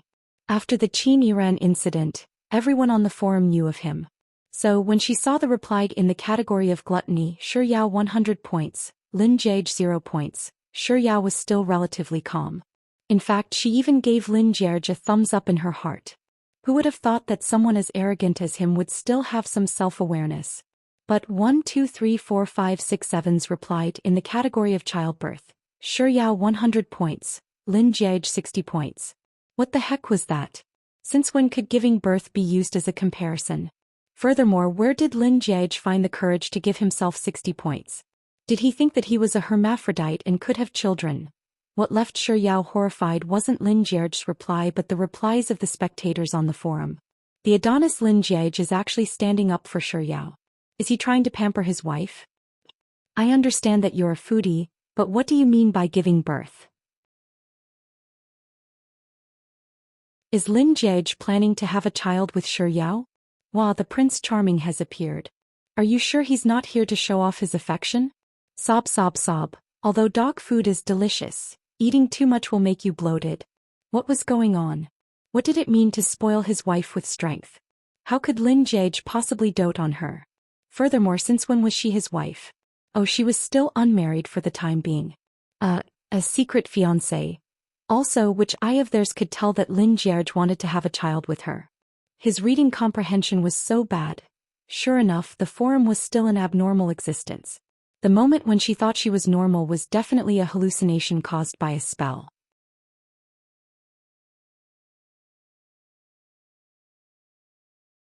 Chapter 224. After watching around 4 matches, a message suddenly popped up on her phone. It was from Liang Mumu. Darling Yao Yao, I'll be at your school in around 10 minutes. Get ready, I'll see you later. Shi Yao tapped on the message that popped up and replied, Sure. Liang Mumu immediately sent a whack emoji over. Instead of replying, Shi Yao returned to the video feed. 7 or 8 minutes had passed by the time he finished watching the game. After charging her phone, Shi Yao climbed down from her bed, opened her closet and changed into a set of clothes. After which, she checked her belongings to make sure that she hadn't left anything behind. After changing into her shoes, she left the dormitory room and headed for the school gates. By the time Shi Yao arrived at the entrance of the academy, Liang Mumu still hadn't arrived yet. The sun hadn't set yet, but the lingering heat from the setting sun was still a little warm. Thus, Shi Yao found a shady spot and waited patiently. Roughly half a minute later, Shi Yao finally decided to take out her phone. She tapped on the screen of her phone for a moment before she found Jiang Yu's number and gave her a call. She first told Jiang Yu that she was going out for dinner with her friends, and she wouldn't be joining them for dinner. After which, she fell silent for a moment before chatting with Jiang Yu about other matters. Just as they were about to finish their conversation, a red sports car suddenly stopped in front of her. The car window wound down, revealing Liang Mumu's meticulously drawn face. Yao Yao, get in. After which, she turned to Jiang Yu and said, I'm hanging up. She put away her phone, opened the car door and got into the car. While he was fastening his seatbelt, Liang Mumu asked with a smile, Who are you talking to? Shi Yao. My roommates, tell them that I won't be having dinner with them tonight. Liang Mumu howled in response. As she started up the car, she asked, I went to Japan a while back so I didn't have the chance to hang out with you. Shi Yao. When did you go there? Liang Mumu. It was last week. It was the week of her birthday. When she accompanied Lin Jierge to buy a present for Sis Jai, she had even met her at W shopping mall. Shi Yao didn't expose Liang Mumu's lie. Instead, she pursed her lips and asked, What did you buy in Japan?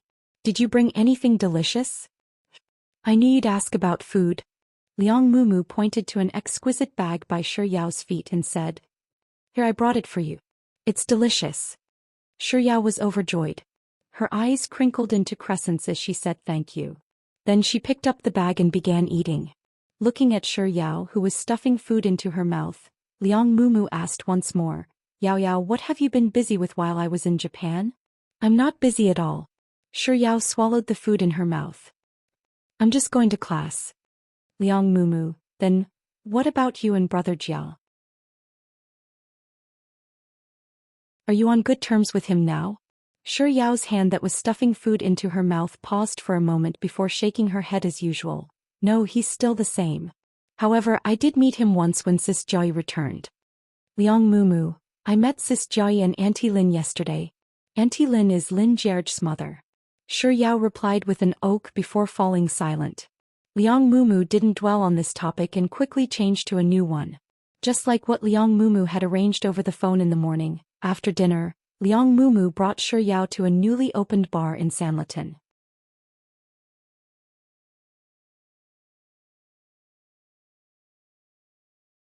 Chapter 225. Liang Mumu came from a prestigious family, and most of her friends were born into this world with a golden spoon in their mouths. As such, most of her friends were well connected. Even though the bar had just opened, there were still many people who came to support them. The bar was bustling with activity. There were quite a few voluptuous women dressed in revealing clothes dancing around on the dance floor. Most of them recognized Liang Mumu. As the latter dragged Shi Yao deeper into the bar, greetings like, darling, long time no see and baby I missed you could be heard non-stop. Liang Mumu led Shi Yao all the way to the largest sofa at the very end of the bar before finally stopping. A moment ago, Liang Mumu and Shi Yao had just put down their bags and taken a seat when a red-haired waiter with a diamond stud earring walked over. When he passed the menu to Liang Mumu, he even gestured with his thumb and middle finger, and with a feminine voice he said, "Miss Liang, it's been a long time since I last saw you. I've missed you so much." Hearing that voice, Shi Yao couldn't help but shudder in fear. For a man to speak with a voice even more enchanting and passionate than a woman's. Just what was wrong with this world?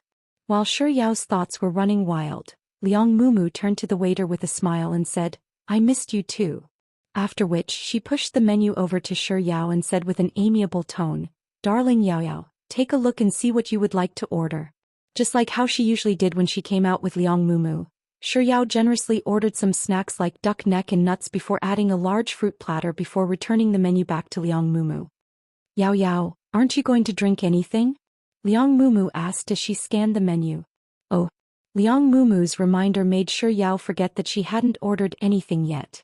She walked up to Liang Mumu and took a look at the menu before pointing to a non-alcoholic cocktail. "Just like before, I'll have this." "You don't want anything else other than this? How about some alcohol?" "I'm fine. It's not like you don't know that I don't drink. Don't drink too much. We don't have lessons tomorrow anyway, and I've already informed the driver. He'll be coming to pick us up, so you don't have to worry. Listen to me. Just a little, all right?"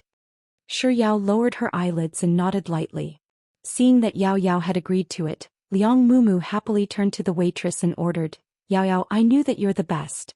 You're willing to do anything with me. Let's get a draft beer and a bottle of liquor."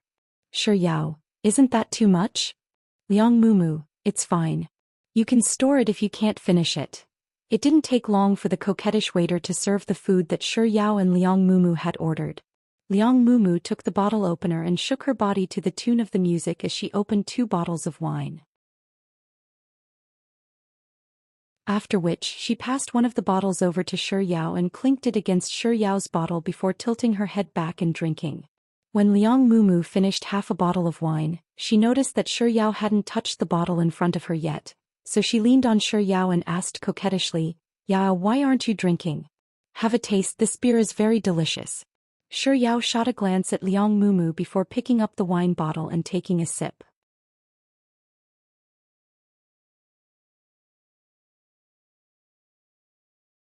Chapter 226.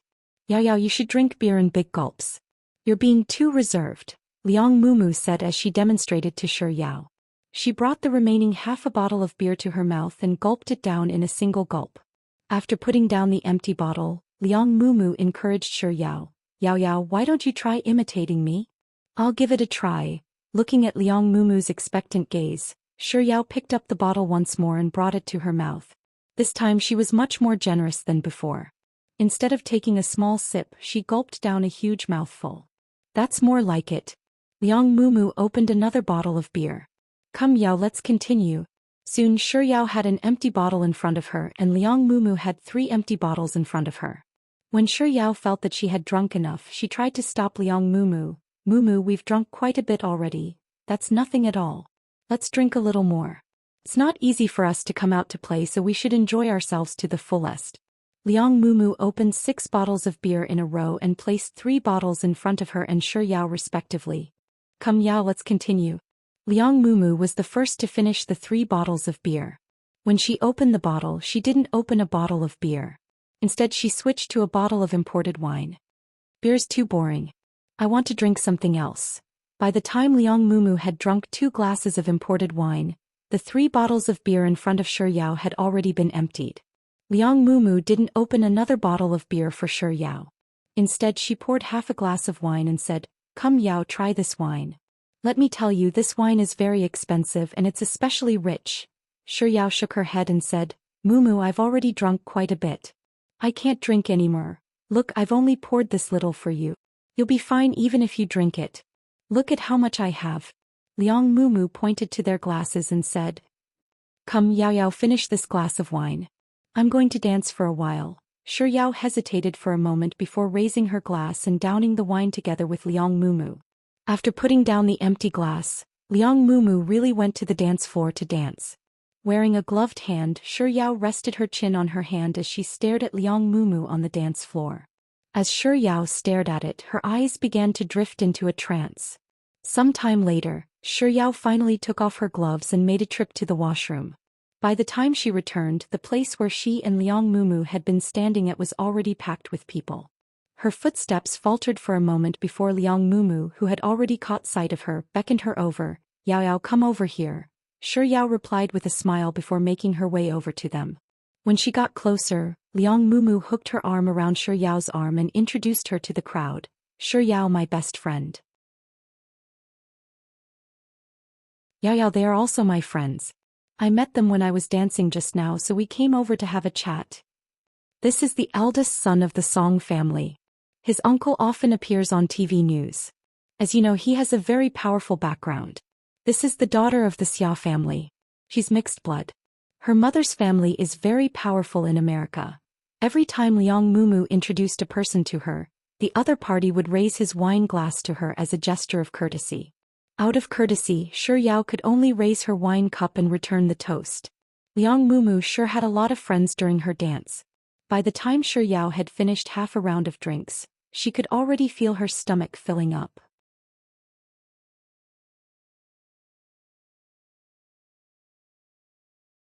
Chapter 227. But after drinking another 3 to 4 glasses, Shi Yao suddenly seemed to have gotten drunk. She lost her grip on the glass and she accidentally spilled half of it. Liang Mumu didn't stop Shi Yao from drinking, thinking that she had accidentally spilled it in a moment of carelessness. She picked up the bottle of wine and refilled Shi Yao's glass. After she was done, she continued introducing Shi Yao to the next friend. In the blink of an eye, Shi Yao had drunk another 2 glasses of wine. Her posture was starting to sway unsteadily, and she would lean toward Liang Mumu from time to time. Finally, after Liang Mumu was done introducing her friends, Shi Yao turned around and staggered toward the washroom. But just a few steps later, when she was about to descend the stairs, she nearly fell to the ground. It was fortunate that there was a waiter standing by the side who helped her up. Upon seeing this sight, Liang Mumu hurriedly ran to Shi Yao's side and supported her. Yao Yao, are you all right? As if she hadn't heard Liang Mumu's words at all, Shi Yao continued staggering forward while muttering drunkenly under her breath. Yao Yao, what are you mumbling about? Liang Mumu asked a lot of questions before Shi Yao finally raised her head and looked at Liang Mumu with a pair of blurry eyes. She stared at her for a very long time before a silly smile appeared on her face. Big sis, who are you? You're really pretty. Liang Mumu asked worriedly. Yao Yao, are you drunk? Shi Yao giggled like a child for a moment before shaking her head and mumbling, I'm not drunk, I'm not drunk. I can still drink. As she spoke, Shi Yao casually grabbed a bottle of wine from a passerby's table and poured it into her mouth. Faced with the dissatisfied voices of the passerby, Liang Mumu apologized with an apologetic smile as she took out some money to compensate them. Using this opportunity, Shi Yao managed to extricate herself from Liang Mumu's grasp and make her way over to the next table. Cheers. We won't leave until we're drunk. Before Shi Yao could finish her words, she had already taken a bottle of wine from the previous table and spilled it all over the table, ruining the food, fruit platters and wine that had been placed on the table. Amidst the furious roars of the people at this table, Liang Mumu, who had just finished dealing with the previous table, hurriedly ran over and apologized profusely while taking out money to clean up this table. It didn't take long for Liang Mumu's cash to be emptied by the drunken Shi Yao. Fearing that Shi Yao would cause trouble again, Liang Mumu grabbed Shi Yao's arm tightly and pulled her back to her table. She grabbed both her and Shi Yao's bags and bade farewell to her friends before pulling Shi Yao out of the bar. Before leaving the bar, Shi Yao suddenly clutched her chest and retched. Liang Mumu hurriedly called for a waiter to bring a vomit bag over. But halfway through her words, Shi Yao suddenly grabbed a woman beside her and vomited into her arms. Ah! Following a shrill scream, the woman yelled angrily, What are you doing? I spent over 100,000 RMB on this limited edition dress from France. I'll transfer the money to you, I'll transfer the money to you. I'm sorry, my friend is drunk. Liang Mumu pulled Shi Yao behind her and apologized profusely. Liang Mumu added an additional sum of money to the original price before the woman finally relented.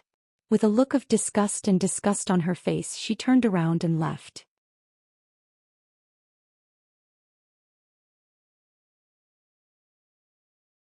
Chapter 228. Leaning against the driver's seat, Liang Mumu panted heavily for a long while before she turned to look at Shi Yao, who had finally calmed down after causing a ruckus in the bar. She stared at Shi Yao for a moment, and a cold glint flashed across the depths of her calm eyes. She didn't want this to happen, but she had no other choice. She couldn't allow Shi Yao to get closer to Lin Jiej. With such thoughts in mind, Liang Mumu pressed her lips together tightly.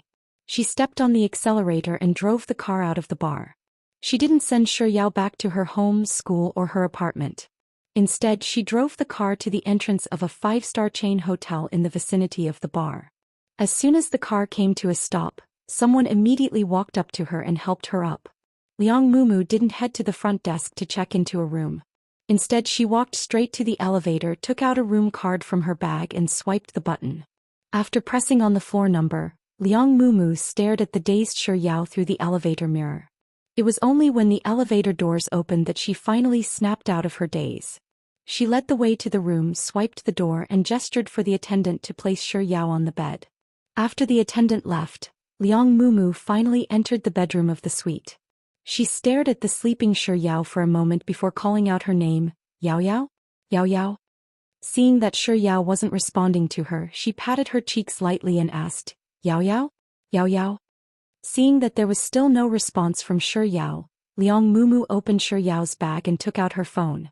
Using Shi Yao's fingerprint, she unlocked the phone, tapped into her contacts and searched for Han Jing. She stared at Han Jing's name for 3 seconds before dialing the number without any hesitation. The call was immediately hung up. Liang Mumu frowned. Just as she was about to continue dialing, she received a message. It was from Han Jing. What's wrong?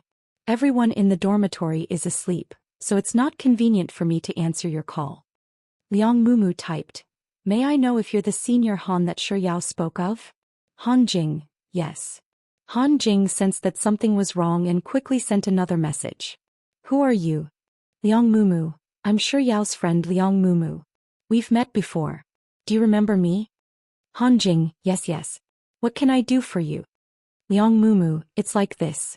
Yao Yao is drunk, and her condition isn't very good at the moment. However, I have something to attend to later, so I won't be able to take care of her. You're her classmate and you often hang out with her, so I thought that the two of you might have a good relationship. So, can I trouble you to take care of her instead? Fearing that Han Jing wouldn't agree to it, Liang Mumu added, she's really quite drunk right now and she's been vomiting non-stop. I'm afraid that she might choke on her own saliva, and something might happen to her life. About 10 seconds later, Han Jing's message came. All right, can you tell me the address? I'll come over now. Liang Mumu, sure. No problem. After sending the address, Liang Mumu sent another message. I really have something urgent to attend to, so I'll be leaving right now. You'll have to hurry over. The room number is 1012 and I've left the room card at the front desk. Just come over and say my name and your name and you'll be able to take the room card away. Han Jing, okay. Liang Mumu, I'll be troubling you then. Thank you. Han Jing, you're welcome. Liang Mumu didn't respond to his message. Instead, she deleted her chat history with Han Jing from Shi Yao's phone and intentionally left a record of her calls to Han Jing on Shi Yao's phone. After placing her phone by Shi Yao's pillow, she got up and left the hotel room.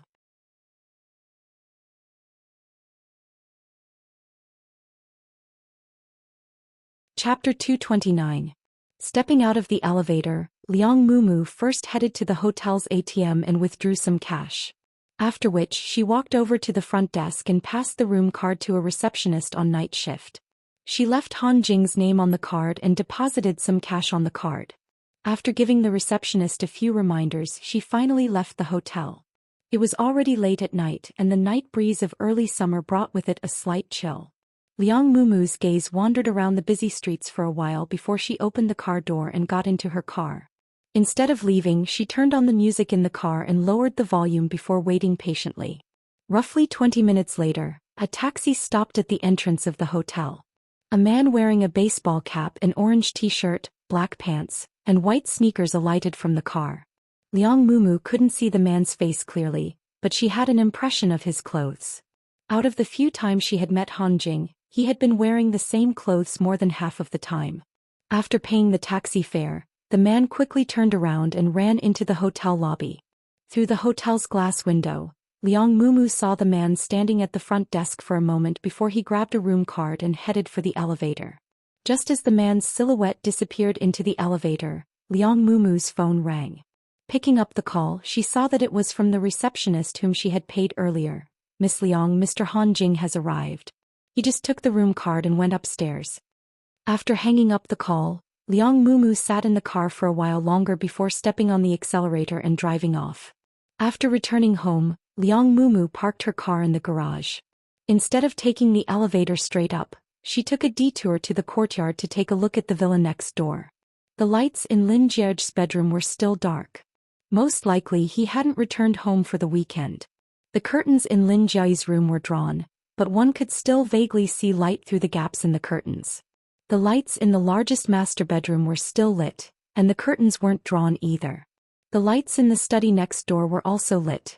Liang Mumu guessed that Lin Jia's mother, Madame Jiang Wangui, was probably busy with work in the study. "Miss Liang, you're back?" The sound of Liang Mumu's car returning woke the butler up. Liang Mumu quickly retracted her gaze from the villa next door and rushed into the house. "Where are big aunt and uncle?" "Sir hasn't returned home yet." "Madam is already asleep," the housekeeper replied. "What about cousin?" Liang Mumu's parents were divorced, and she had been placed under Liang Juxi's care ever since she was young. "Young master hasn't returned yet, I see." Liang Mumu didn't say anything else. She continued heading up the stairs, but after climbing 5 or 6 steps she suddenly paused. "Remember to wake me up at 5 tomorrow morning." The butler was perplexed as to why Liang Mumu, who had been sleeping until noon, would wake up so early, but he still agreed to it. After returning to her bedroom, Liang Mumu took a bath and went to sleep. Although she had instructed the housekeeper to wake her up at 5 o'clock, she hadn't been able to sleep all night because she was worried about something. As soon as her alarm rang, she immediately got out of bed to wash up and put on her makeup. 2 hours later she was dressed neatly with her handbag in hand. She pressed on Lin Jia's doorbell. The one who opened the door was a servant who had worked in the Lin family for several years. Recognizing Liang Mumu, he eagerly led her into the house. Before entering the room, Liang Mumu knew that Jiang Wangui and Lin Jia had already woken up.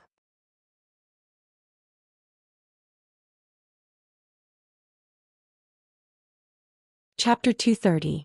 A second after Liang Mumu entered the room, Jiang Wangui, who had just finished his morning jog, had just finished bathing and changed into a set of home clothes. Liang Mumu, who was just about to change her shoes, immediately straightened her back and greeted obediently, "Good morning, Auntie Lin." Jiang Wangui revealed a faint smile and nodded. "Morning." After that she looked at the servant on the side. "Is breakfast ready?" The servant, "Yes, madam." Jiang Wangui nodded before instructing a servant to call Lin Jia down for dinner. After which he turned to Liang Mumu and asked, "Do you want to eat together?" "Thank you, Auntie Lin." Liang Mumu hurriedly shook her head. Then, using the same polite tone as before, she said, "Auntie Lin, the reason why I'm here is to bring you somewhere." A curious look appeared in Jiang Wangui's eyes, but he maintained a composed expression and didn't reveal much of his inner emotions. "Where is it?" This, reminiscent of an innocent child, Liang Mumu tilted her head to the side and revealed a mysterious smile. "I can't tell you, Auntie Lin. This is a surprise prepared by Yao Yao, and I'm just following her instructions to invite you over." "Yao." Jiang Wangui lowered his head to look at the time and wondered if he would miss the meeting with the client at 10 in the morning. He then nodded and said, "All right, wait here for a while. I will go upstairs to change my clothes." Halfway up the stairs, Jiang Wangui bumped into Lin Jia, who had been forced by her mother to come down for breakfast. Jiang Wangui glanced at his daughter and said, "Yao Yao asked Mumu to bring me somewhere. Do you want to come along?" "My Yao?" Lin Jia immediately snapped out of her daze. Of course. I haven't seen my Yao for more than 10 days now and I miss her so much." After saying those words, Lin Jia swiftly turned around, and in less than 3 seconds she had already overtaken her mother, who was walking in front of her, and entered the bedroom to change her clothes.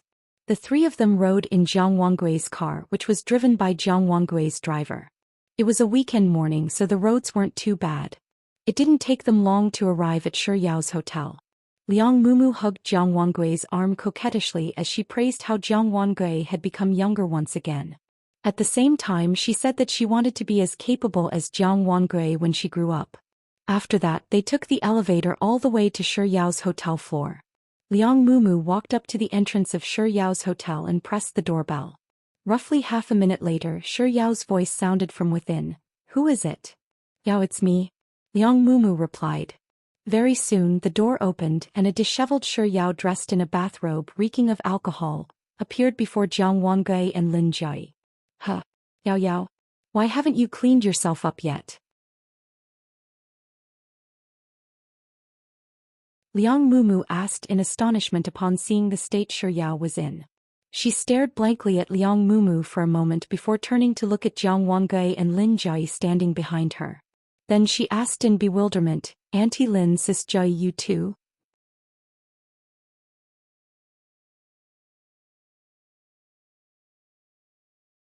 Chapter 231.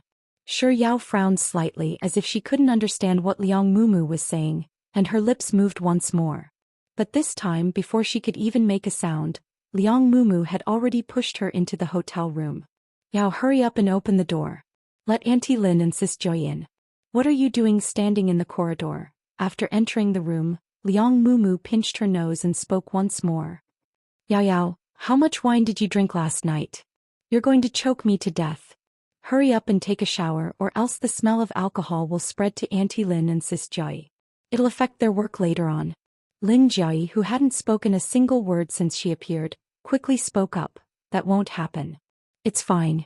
No matter how Yao Yao smells, she'll always be adorable in my eyes." Liang Mumu's eyes turned cold, but it only lasted for an instant before she reverted back to her usual lively smile. On the other hand, Shi Yao finally found an opportunity to speak. "Auntie Lin, sis Jai and Mumu, please take a seat first. I'll be right back after I take a shower." Lin Joi's eyes curled up into crescents as she replied with a warm before saying, "Hurry up and go. Remember to raise the temperature of the water a little lest you catch a cold." Shi Yao replied with a smile. Right after she turned around, Liang Mumu pointed to the living room filled with balloons and ribbons and said, "Auntie Lin, take a look. Yao Yao prepared all of these for you. She spent a lot of time on them yesterday. And this is a gift that Yao Yao prepared for you. I'll have Yao Yao give it to you after she's done bathing." Passing through the bedroom door, Shi Yao heard those words and lowered her eyelids slightly. Then she closed the door and entered the bathroom. By the time Shi Yao was done bathing and walked out of the bedroom, the living room of the hotel suite was still bustling with activity. Liang Mumu's laughter couldn't stop, and the words that came out of her mouth were as sweet as honey. Lin Jai was the first to notice Shi Yao. With a radiant smile, she patted the seat beside her and said, "Yao Yao, come over and take a seat." A second after Shi Yao walked over and sat down, she rubbed her empty stomach and asked, "Have you had breakfast yet?" Jiang Wangui, "Not yet." Lin Jai, "Yao Yao, are you hungry?" Liang Mumu, who was still in the midst of praising Jiang Wangui, was suddenly interrupted by Shi Yao's sudden interjection. For a moment she didn't know how she should continue the conversation. "Shi Yao, why don't we call the restaurant and have them send some food over?" Jiang Wangui replied, "All right." Lin Jai, Sure. I'll make a call now." "Yao Yao, what do you want to eat?" Liang Mumu, who was responsible for all of the expenses in the hotel, opened her mouth but no words came out. Shi Yao replied to Lin Jai's question, "What kind of food do you have?" Lin Jai, "Breakfast is in the style of old Beijing, so you can find all the things that you would find in old Beijing here." Shi Yao tilted her head and pondered for a moment before replying, "I'll have the steamed bun, stir-fried liver, fried dough sticks and tofu pudding then." After Lin Jai was done with Shi Yao's request, she turned to Jiang Wangui and asked, "Mom, what about you? What do you want?" While Jiang Wangui was ordering dishes, Lin Jai also ordered her own dishes. Just as Lin Jai was about to hang up the call, she suddenly remembered that she had forgotten about Liang Mumu, so she quickly asked, "Where's Mumu?"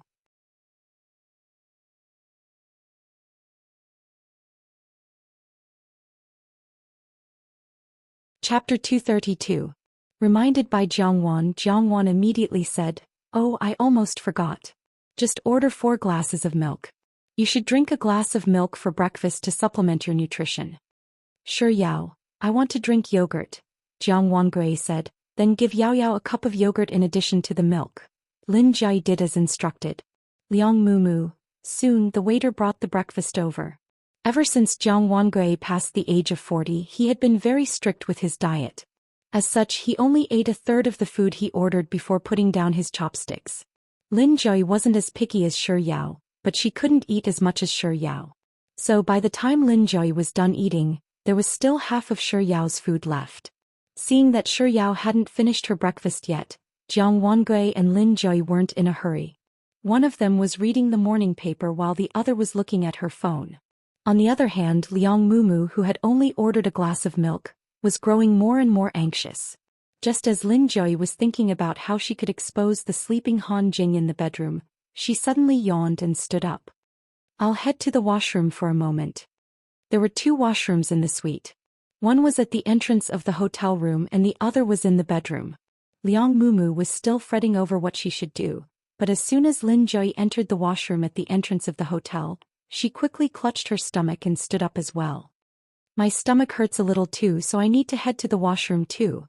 After saying those words, Liang Mumu ran straight into the bedroom. However, Sure Yao didn't react to Luo Ruoxin's actions at all. Instead, she continued munching on the meat bun that was even whiter and larger than her face.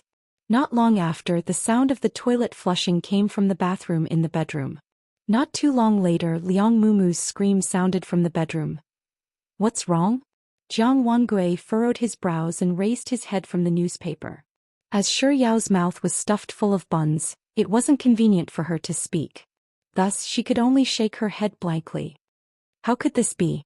Liang Mumu's voice sounded from the bedroom. Jiang Wangui furrowed her brows even more. She put down the newspaper and walked toward the bedroom. What happened? Lin Jai, who had just come out from the washroom, asked doubtfully before following Jiang Wangui into the bedroom. Sure Yao gulped down the tofu pudding in one gulp before grabbing her unfinished bun and heading to her bedroom. She walked to the door and saw 3 people staring at something on the ground. She immediately stopped and followed their line of sight. It was a pair of men's sneakers. These shoes clearly don't belong to Brother Jia. His shoes can't be that dirty. In here too, there's someone sleeping here. Liang Mumu spoke up once more as she pointed to the bulge in the bedding.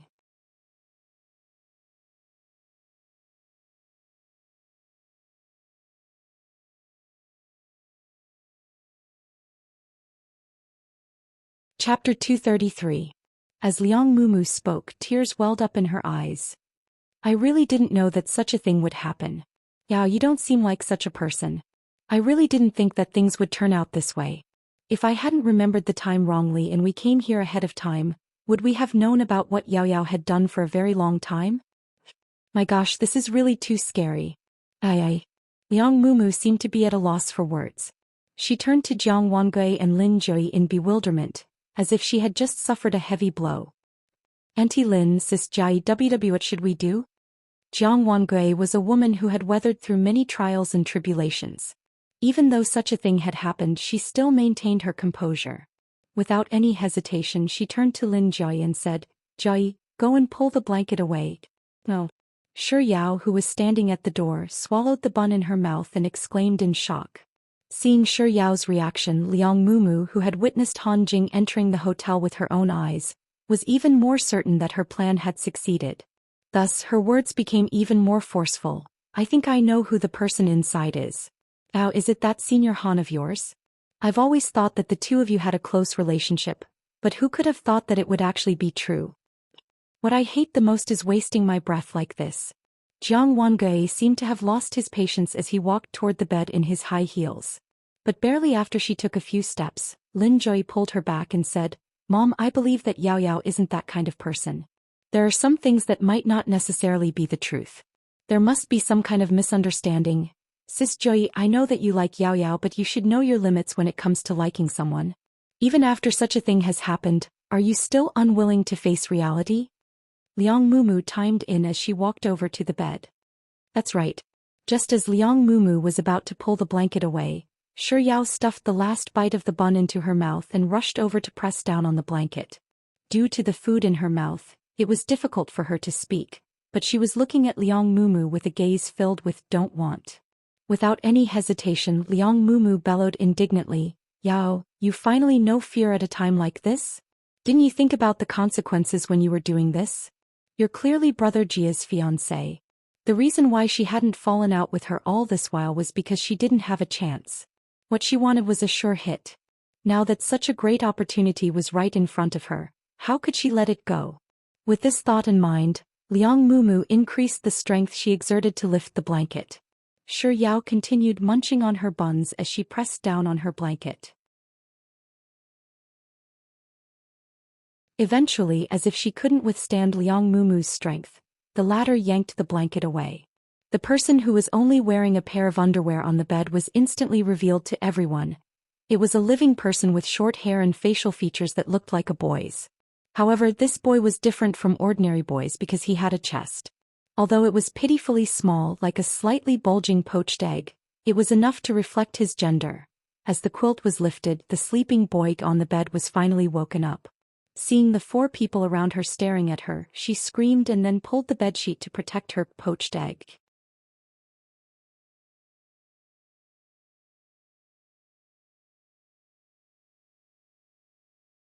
Chapter 234. Who are you? What are you doing? When she spoke, her voice was also slightly neutral. As she shouted, she turned to Shi Yao and asked, "Yao Yao, what's going on?" It's fine, it's fine." Shi Yao consoled her before hurriedly tossing her clothes onto the bed. After which, she raised her head and looked at Liang Mumu, who was clutching her blanket tightly as she stared intently at the poached egg on the bed. Shi Yao stared quietly at Liang Mumu for a moment before her lips moved. Her voice was very soft, no different from her usual sleepy self. I was eating earlier, so I didn't get a chance to speak. The person sleeping inside is my roommate. She's a girl and she's naked." As the words left her mouth, Shi Yao could clearly see Liang Mumu blinking her eyes furiously.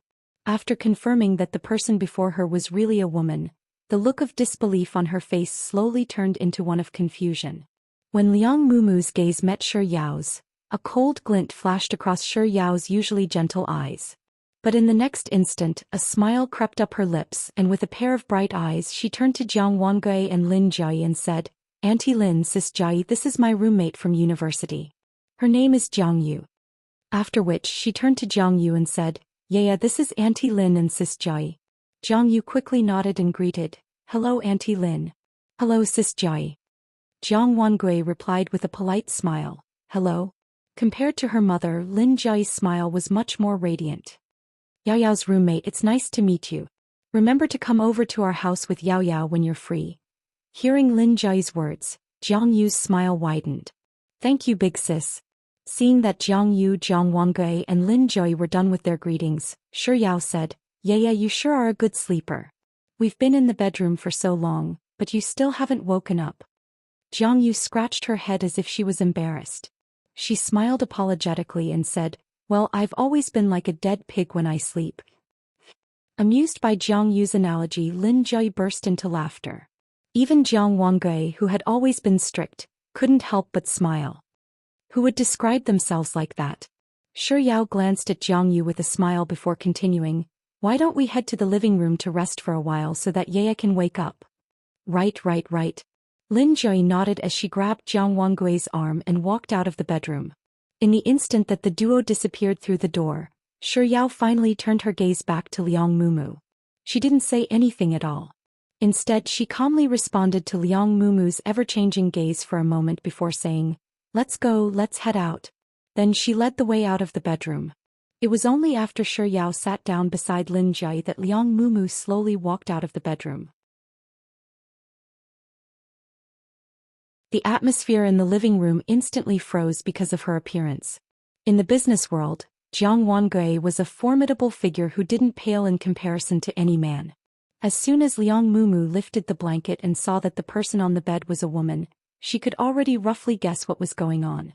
Even though Lin Jiayi wasn't as experienced as her mother, she was still someone who had seen the world.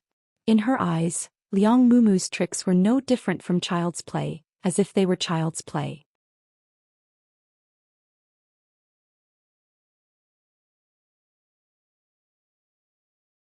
Chapter 235. Liang Mumu stood at the entrance of the bedroom for a long while before she slowly walked over to Jiang Wangui. Biting down on her lower lip as if a child who had done something wrong, she spoke up softly, "Auntie Lin, I'm sorry. I made a mistake earlier." Before Liang Mumu could finish her words, Lin Jiai had already interjected with a sharp and direct tone. "The person you should apologize to isn't my mother but Yao Yao." Hearing Lin Jiai's words, Jiang Wangui didn't say anything at all. Liang Mumu was rendered speechless by Lin Jiai's words for a very long time before she moved her lips once more. Unwilling to give up, she tried to defend herself. "No, I admit that I misunderstood Yao Yao earlier. As a good friend, I shouldn't have doubted her like that. However, that pair of male shoes is really misleading." "A good friend? Are you certain?" Lin Jiai's lips curled up into a smile as she interrupted Liang Mumu once more. "Shouldn't you have doubted Yao Yao, or do you intend to? Or rather, even if there aren't male shoes, isn't there still a male jacket, a male shirt, a male tie and a male pants?" Hearing Lin Jiai's unhurried words, Liang Mumu was rendered speechless. Lin Jiai turned to look at Shi Yao, and compared to her previous emotionless tone, her voice was much more gentle this time. "Yao Yao, tell me what's going on. From why you're staying in this hotel, or why you were drinking yesterday, or more importantly, did you invite me and my mother over?" "Jiai, didn't I tell you that one shouldn't waste one's time on such pointless matters?" Jiang Wangui, who had been silent all this while, suddenly spoke up with a calm and composed voice. "In my opinion, there's only one thing I need to say to resolve this matter." As she spoke, Jiang Wangui turned to Shi Yao and asked, "Yao Yao, tell me the layout of this room and the exquisite present on the table. Do you think that I don't need to accept it anymore?" Auntie Lin's words really hit the nail on the head. With such thoughts in mind, Shi Yao's gaze drifted over to Liang Mumu. She could clearly see Liang Mumu's hands grabbing tightly onto her clothes. She knew that she was afraid of what she was going to say next. But some things had developed to this point and she had no other choice. It wasn't that she didn't give her a chance. She was the one who brought their relationship to this point step by step. From today onward, the two of them would probably be mortal enemies. Shi Yao was silent for 2 seconds before she retracted her gaze to look at Jiang Wangui. She nodded lightly and replied without any hesitation, "Yes." It was a simple word, but it told everyone that she wasn't the one who had decorated the room, and the presents on the table weren't prepared by her. Liang Mumu was lying. Shi Yao lowered her gaze and took a deep breath. Then she took out her phone, tapped open the photo album and pushed it toward Jiang Wangui.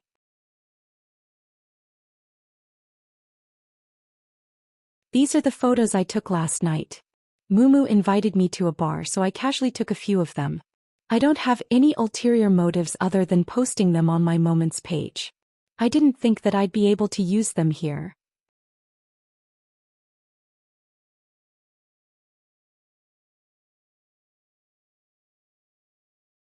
Chapter 236. I know what happened in between. A second after Shi Yao said those words, Jiang Yu, who had just finished washing up, walked out of the bedroom. Miss Liang took Yao Yao's phone and gave Han Jing a call. She told him that Yao Yao was drunk and asked if he could come over to take care of her. However, Han Jing felt that it wouldn't be appropriate for him to come over in the middle of the night, so he sent me a message. As Jiang Yu spoke, she took out her phone and placed it on the table. On the screen was the content of the message between Shi Yao and Han Jing. Jiang Yu didn't rush to speak. Instead, she waited for a moment to make sure that Jiang Wangui had finished reading the message before continuing. "Han Jing is a gentleman, so he told me about it. If he wasn't a gentleman, he would have come straight over. Yao Yao just drank a little bit of wine, and for some inexplicable reason she got drunk." Jiang Yu purposely emphasized the words "a little bit" and "inexplicable reason" before continuing. "Then wouldn't Yao Yao's innocence be ruined if a man and a woman were to share a room together?" Hearing the main point, Lin Jiai immediately turned a sharp gaze toward Liang Mumu and asked, "How could Yao Yao get so drunk after drinking a little bit of wine? Did you tamper with the wine?" The confident Liang Mumu didn't expect things to develop in such a manner. She shook her head in a daze and said, "No, I didn't. I didn't tamper with Yao Yao's wine." "So, you admit that you took Yao Yao to drink with you last night?" "Yao Yao didn't lie, but you have been lying all along?" Jiang Wangui interjected again. His words were as sharp as ever and he went straight to the point. Liang Mumu didn't think that she would actually expose herself. She opened her mouth but no words came out. Jiang Wangui seemed to think that there was no need to waste any more time here, so she grabbed her bag and stood up. Alright, I have a client to meet at 10, so I'll be leaving first. Lin Jie also stood up, but she didn't forget to bring Shi Yao along with her. Let's go, Yao Yao. I'll send you and your classmates back to school. When Jiang Wangui passed by Liang Mumu, the latter suddenly spoke up pitifully. Auntie Lin. Jiang Wangui halted her footsteps. She lowered her gaze to look at the tips of her heels before turning to Liang Mumu and saying, I admit that you're smart, but you didn't put your intelligence to good use. That's why your intelligence has turned into stupidity. Putting aside the fact that your little trick today didn't work, even if you did, Yao Yao's reputation would be ruined and she would no longer be Jerich's fiancée. Do you think that you'll have a chance to get close to Jerich? If that's what you think, then let me tell you clearly that you're wrong. Not only are you wrong, you're gravely wrong. Have you ever heard of the saying, do not wash one's dirty linen in public? Now that something like this has happened, it is our Lin family that has been humiliated. Do you think I will allow someone who knows about our Lin family's dirty linen to continue staying in Beijing? No, I won't. Not only will I make Yao Yao leave Beijing, I will also drive you out of Beijing. I will never allow you to appear again.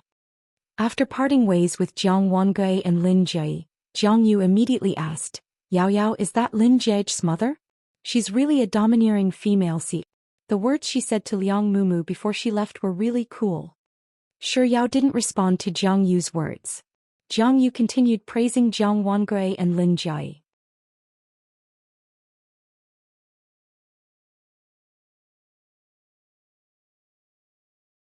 Chapter 237. Just as Jiang Yu was at her wit's end, she finally recalled the matter at hand. Yao Yao, how did you know that Liang Mumu would frame you yesterday? You even gave me a call in advance and told me to pretend to be Han Jing if I received a message from her that she was using your phone to look for Han Jing. You even told He Tian to borrow a set of Han Jing's clothes so that I could wear it to look for you. Shi Yao, I guessed it. Jiang Yu was taken aback. She reached out to touch Shi Yao's forehead and asked, you don't have a fever. Why are you spouting nonsense? I'm serious. Shi Yao shot a glance at Jiang Yu. It's really just a guess. I'm just informing you in advance just in case. Jiang Yu, so, you already knew that Liang Mumu was plotting against you before last night? Shi Yao replied with a soft tone. Jiang Yu, alright then. I can understand that you saw through Liang Mumu's disguise, but how did you know how Liang Mumu would deal with you? Shi Yao, no matter what, I've known her for quite a few years now, so I do have some understanding of her. Also, she mentioned Han Jing in front of Grandpa Lin. Jiang Yu shook her head. I still don't get it. Left with no choice, Shi Yao explained, think about it. If you want to ruin a person's reputation, especially when it's a woman you're engaged to, what's the most direct way to do it? Is it to catch her in the act? Jiang Yu nodded. Shi Yao continued, that's why Liang Mumu would definitely start from there. But no one is a fool. Even if the other party is willing to catch her in the act, isn't that so? What if she's unwilling? She'll have to either get her drunk or drug her. As for the adulterer, she'll have to choose Han Jing. You should understand this, right? Jiang Yu pondered for a moment before shaking her head. I don't really understand. Shi Yao rolled her eyes speechlessly. Think about it. She hinted to Grandpa Lin that there's something going on between me and Han Jing. Oh? Jiang Yu nodded in realization. Speaking of which, Liang Mumu sure is sinister. In order to frame you, she has been setting you up since a long time ago? That's right. Shi Yao paused for a moment before adding. It's been a long time. It was so long that it was the night she kissed Lin Jierge at Golden Resplendence because of a game. It was so long that it was the night she bumped into Lin Jierge in the elevator of SKP Mall after deciding to cancel her engagement with Lin Jierge.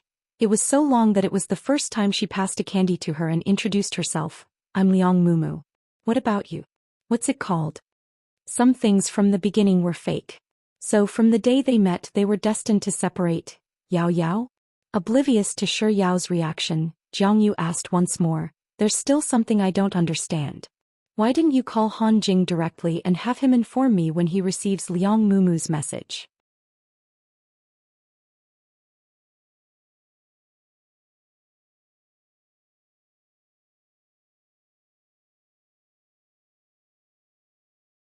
Chapter 238. Jiang Yu nodded vehemently. You're right, that makes sense. So, you weren't drunk at all last night? Shi Yao shot Jiang Yu. Are you kidding me? Look. How could I possibly be drunk?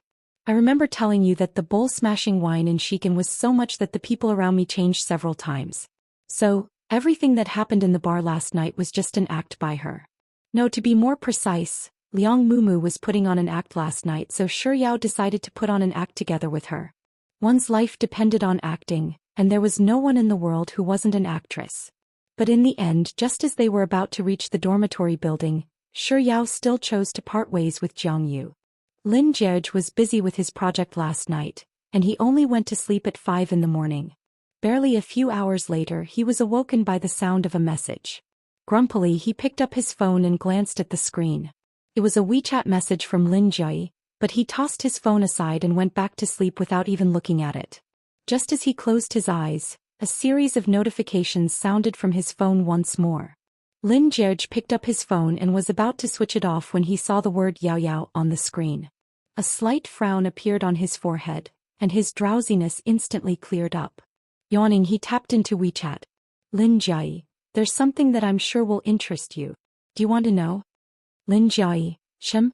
You're ignoring me? Or you don't want to know? Lin Jie, are you sure you don't want to know? Lin Jie, are you sure? Lin Jie, alright, forget it. It's related to Yao Yao anyway. Lin Jie, it's really related to Yao Yao. Lin Jie, sure Yao. Lin Jie looked through the long string of messages that Lin Jie had sent him, and he impatiently tapped on the screen and replied. Question mark. Lin Jie instantly replied with a symbol. Yen. Are you trying to scam me out of my money? Lin Jie. 88 Lin Jie. 88 isn't enough. I want at least 888. Who's bargaining with you? He's saying goodbye to me. Lin Jie put down his phone and ignored Lin Jie. Lin Jie, I'll give you a discount then. 788. Lin Jie, 688? Lin Jie, I really can't go any lower. I'm telling you right now, I won't tell you even a single cent less. Lin Jie, then 588? Lin Jie, I'm telling you right now, I won't be lowering the price any further. I'm a man of integrity. 488 quick deal. *CK, not even 488 yuan? Do you want to know or not? Haha, serves you right that your wife was almost slept with by someone, serves you right that you almost wore a green hat, serves you right that you have a grassland on your head, serves you right. Almost slept with someone? Green hat. Verdant grassland? Lin Jie abruptly shot up from his bed and asked, What do you mean? Seeing that Lin Jie wasn't replying to him, he quickly transferred the money to her. Lin Jie swiftly accepted the money and sent a message over. Liang Mumu asked Yao Yao out last night. Seeing that Lin Jie didn't say anything else after sending that message, Lin Jie sent another message. And then? Lin Jie. 488. I'm done with one sentence. You'll have to transfer more money to me before I can continue. Lin Jie gritted his teeth furiously, but he still transferred the money to her. Yao Yao was drunk. She was sent to the hotel.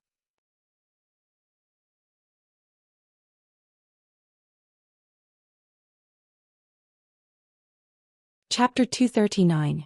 Yao Yao was drunk under the table. She was sent to the hotel. Can this even count as 2 sentences? Lin Jie, who had already spun 488 twice, couldn't take it anymore and typed, Can you please finish your sentence in 1 sentence? There was no response from the other party. Lin Jie spun 488 once more. After accepting the message, Lin Jie replied with an okay gesture before falling silent once more. Hurry up and say the next sentence. It was only a short 30 seconds, but Lin Jie, who was desperate to know what had happened to Shi Yao, felt that time was passing extremely slowly. Seeing that Lin Jie still hadn't replied, he couldn't help but rush her. In order to express how anxious he was, he sent a series of question marks. Lin Jie replied almost instantaneously. Thinking that she was finally done with her story, Lin Jie quickly lowered his head to take a look, only to see the same number of S as his. What the heck is this? To avoid wasting time, Lin Jie swiftly typed out a message. I just transferred the money to you and you accepted it. You still owe me a sentence now. Fearing that Lin Jiayi would go back on her words, Lin Jiayi took a screenshot and circled the transfer and receipt records in red before sending it over to Lin Jiayi. Lin Jiayi swiftly replied, "I've already replied to you, so please continue to send me the money." Following which, Lin Jiayi also sent a screenshot to Lin Jiayi. On the screenshot there was also a line circled in red. It was the okay she had sent after the receipt of the money. Okay counts as well? Who the heck are you from? Do you only have money in your eyes? Just as Lin Jiayi was berating Lin Jiayi furiously, another message popped up on his screen. It was another screenshot, and Lin Jiayi circled the yen, and I've already replied to you, so please continue to send me the money. Do you see that? I'm giving these 2 sentences to you for free. I didn't charge you any money, including this sentence, the previous screenshot, and the one before that. Do a good job of calculating how much money I've taken from you. A cold sneer appeared on Lin Jiayi's lips. Thank you, your entire family. Lin Jiayi, you're welcome. Lin Jiayi, this and the previous sentence are free for you as well. Lin Jiayi couldn't even be bothered to respond to Lin Jiayi with a hee-hee. Instead he spun to 488 twice. Lin Jiayi didn't hesitate to send him 2 messages in a row. Liang Mumu took Yao Yao's phone and sent a message to Han Jing. Early the next morning, Liang Mumu invited me and my mother to the hotel to catch them in the act. The heck, did Lin Jiayi learn how to write novels?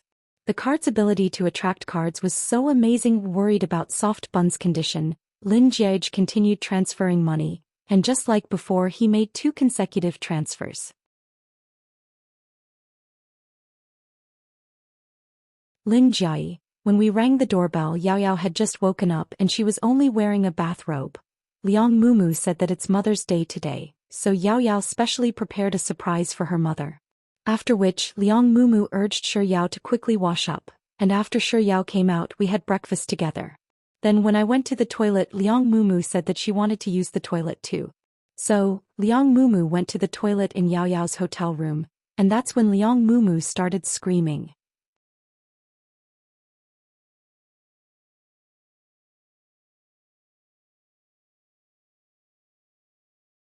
Chapter 240. After receiving the money, Lin Jiayi replied. Then Mom and I went to the bedroom. Yao Yao, who hadn't finished her breakfast yet, was the last to follow us. We saw a shocking sight, a pair of men's shoes on the floor. Men's shoes? Lin Jiayi couldn't help but tighten his grip on his phone. The shoes were very dirty. Liang Mumu said that they couldn't be yours, so she claimed that they belonged to Han Jing. You know Mom very well, she's the epitome of a strong woman. She said that she wanted to lift up the bedsheets to take a look.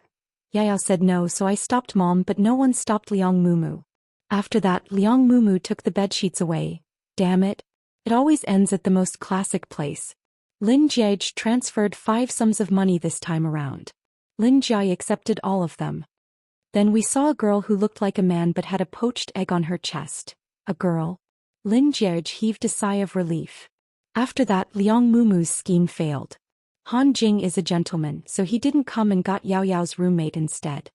Do you know how scared I was back then? I believed that Yao Yao wasn't that kind of person, but I was afraid that she would be framed. It's fortunate that Yao Yao is a lucky girl. It was a close shave, turned the crisis into safety. So she didn't want to give him a refund after explaining the matter, so she decided to use 2 idioms to swallow the money he had transferred to her. Lin Jiayi chuckled softly before putting down his phone and heading to the bathroom to wash up. But halfway through his shower he suddenly recalled Lin Jiayi's words about a girl with a poached egg on her chest. Does that mean that the girl was sleeping naked? And on the same bed as Soft Bun at that? What do you mean by I was almost cuckolded? I've already been cuckolded, alright? I've never slept naked with Soft Bun before, but someone else beat me to it. The more Lin Jiayi thought about it, the more stifled he felt. But when he came out of the bathroom, the first thing he did was search for Shi Yao's phone number and give her a call. Shi Yao had said that Liang Mumu was her good friend. Back then he had wanted to warn her about Liang Mumu, but he didn't have the heart to say it out of fear that she would be upset if she learned of her good friend's true colors. Now that her good friend had done such a thing to her, she must be feeling awful, right? The phone rang for a long time but no one answered. Lin Jiayi tried calling Shi Yao 2 more times, but there was still no answer. The worry in his heart grew heavier and heavier. He sent a message to Shi Yao, but seeing that there was no reply, he switched on his laptop and hacked into the school's network. He took Shi Yao's dormitory room's landline and dialed a number. It was a female student who picked up the call. Upon hearing that he was looking for Shi Yao, she calmly replied with that Shi Yao isn't around before hanging up. She wasn't in the dormitory. She had classes tomorrow, so she shouldn't have gone home. So was she alone outside now? Could it be that she's hiding somewhere, feeling sad or crying in secret? As this thought flashed across Lin Jie's mind, the image of Shi Yao's tearful face surfaced in his mind, and he felt as if something was gripping his heart tightly, causing him to suffocate in pain. Without any hesitation, he grabbed his wallet and phone and left the dormitory room. Lin Jie borrowed an electric scooter from the dormitory room next door and searched around the vicinity of the school. The midday sun was very hot and his clothes were wet layer by layer. He called her a few more times but no one answered.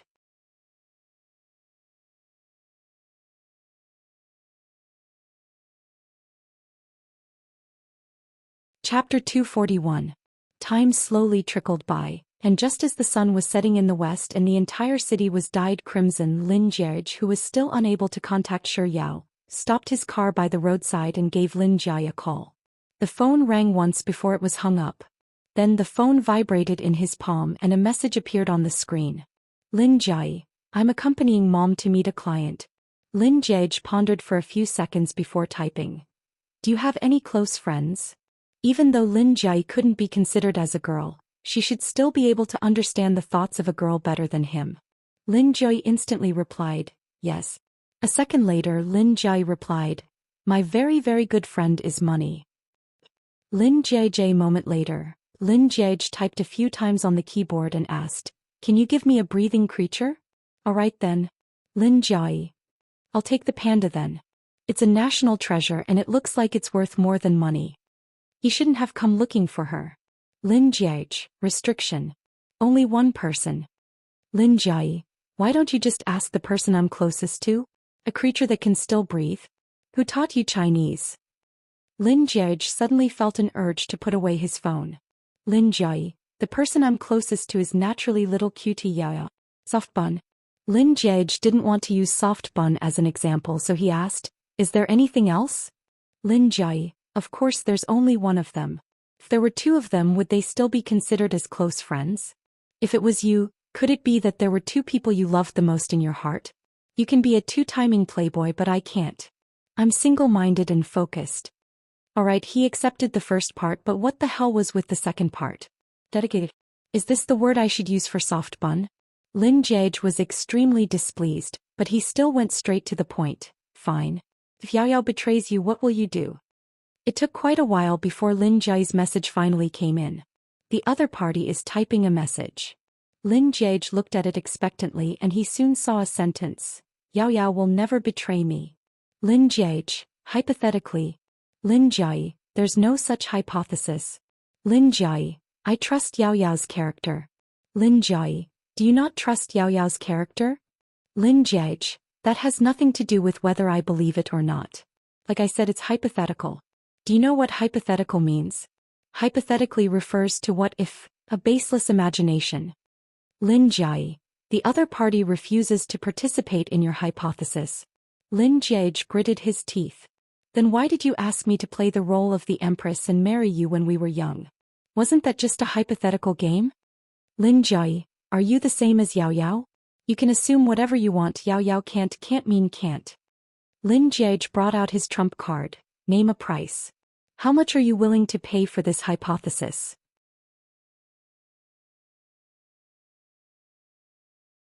Lin Jie, it doesn't matter how much you pay. *ck you're unmoved by force or persuasion. Lin Jie exited WeChat and continued calling Shi Yao. He called 3 times but no one picked up. You're tuning in to the Romantic Tales YouTube channel. Don't forget to subscribe and join us on this journey to catch the most captivating stories.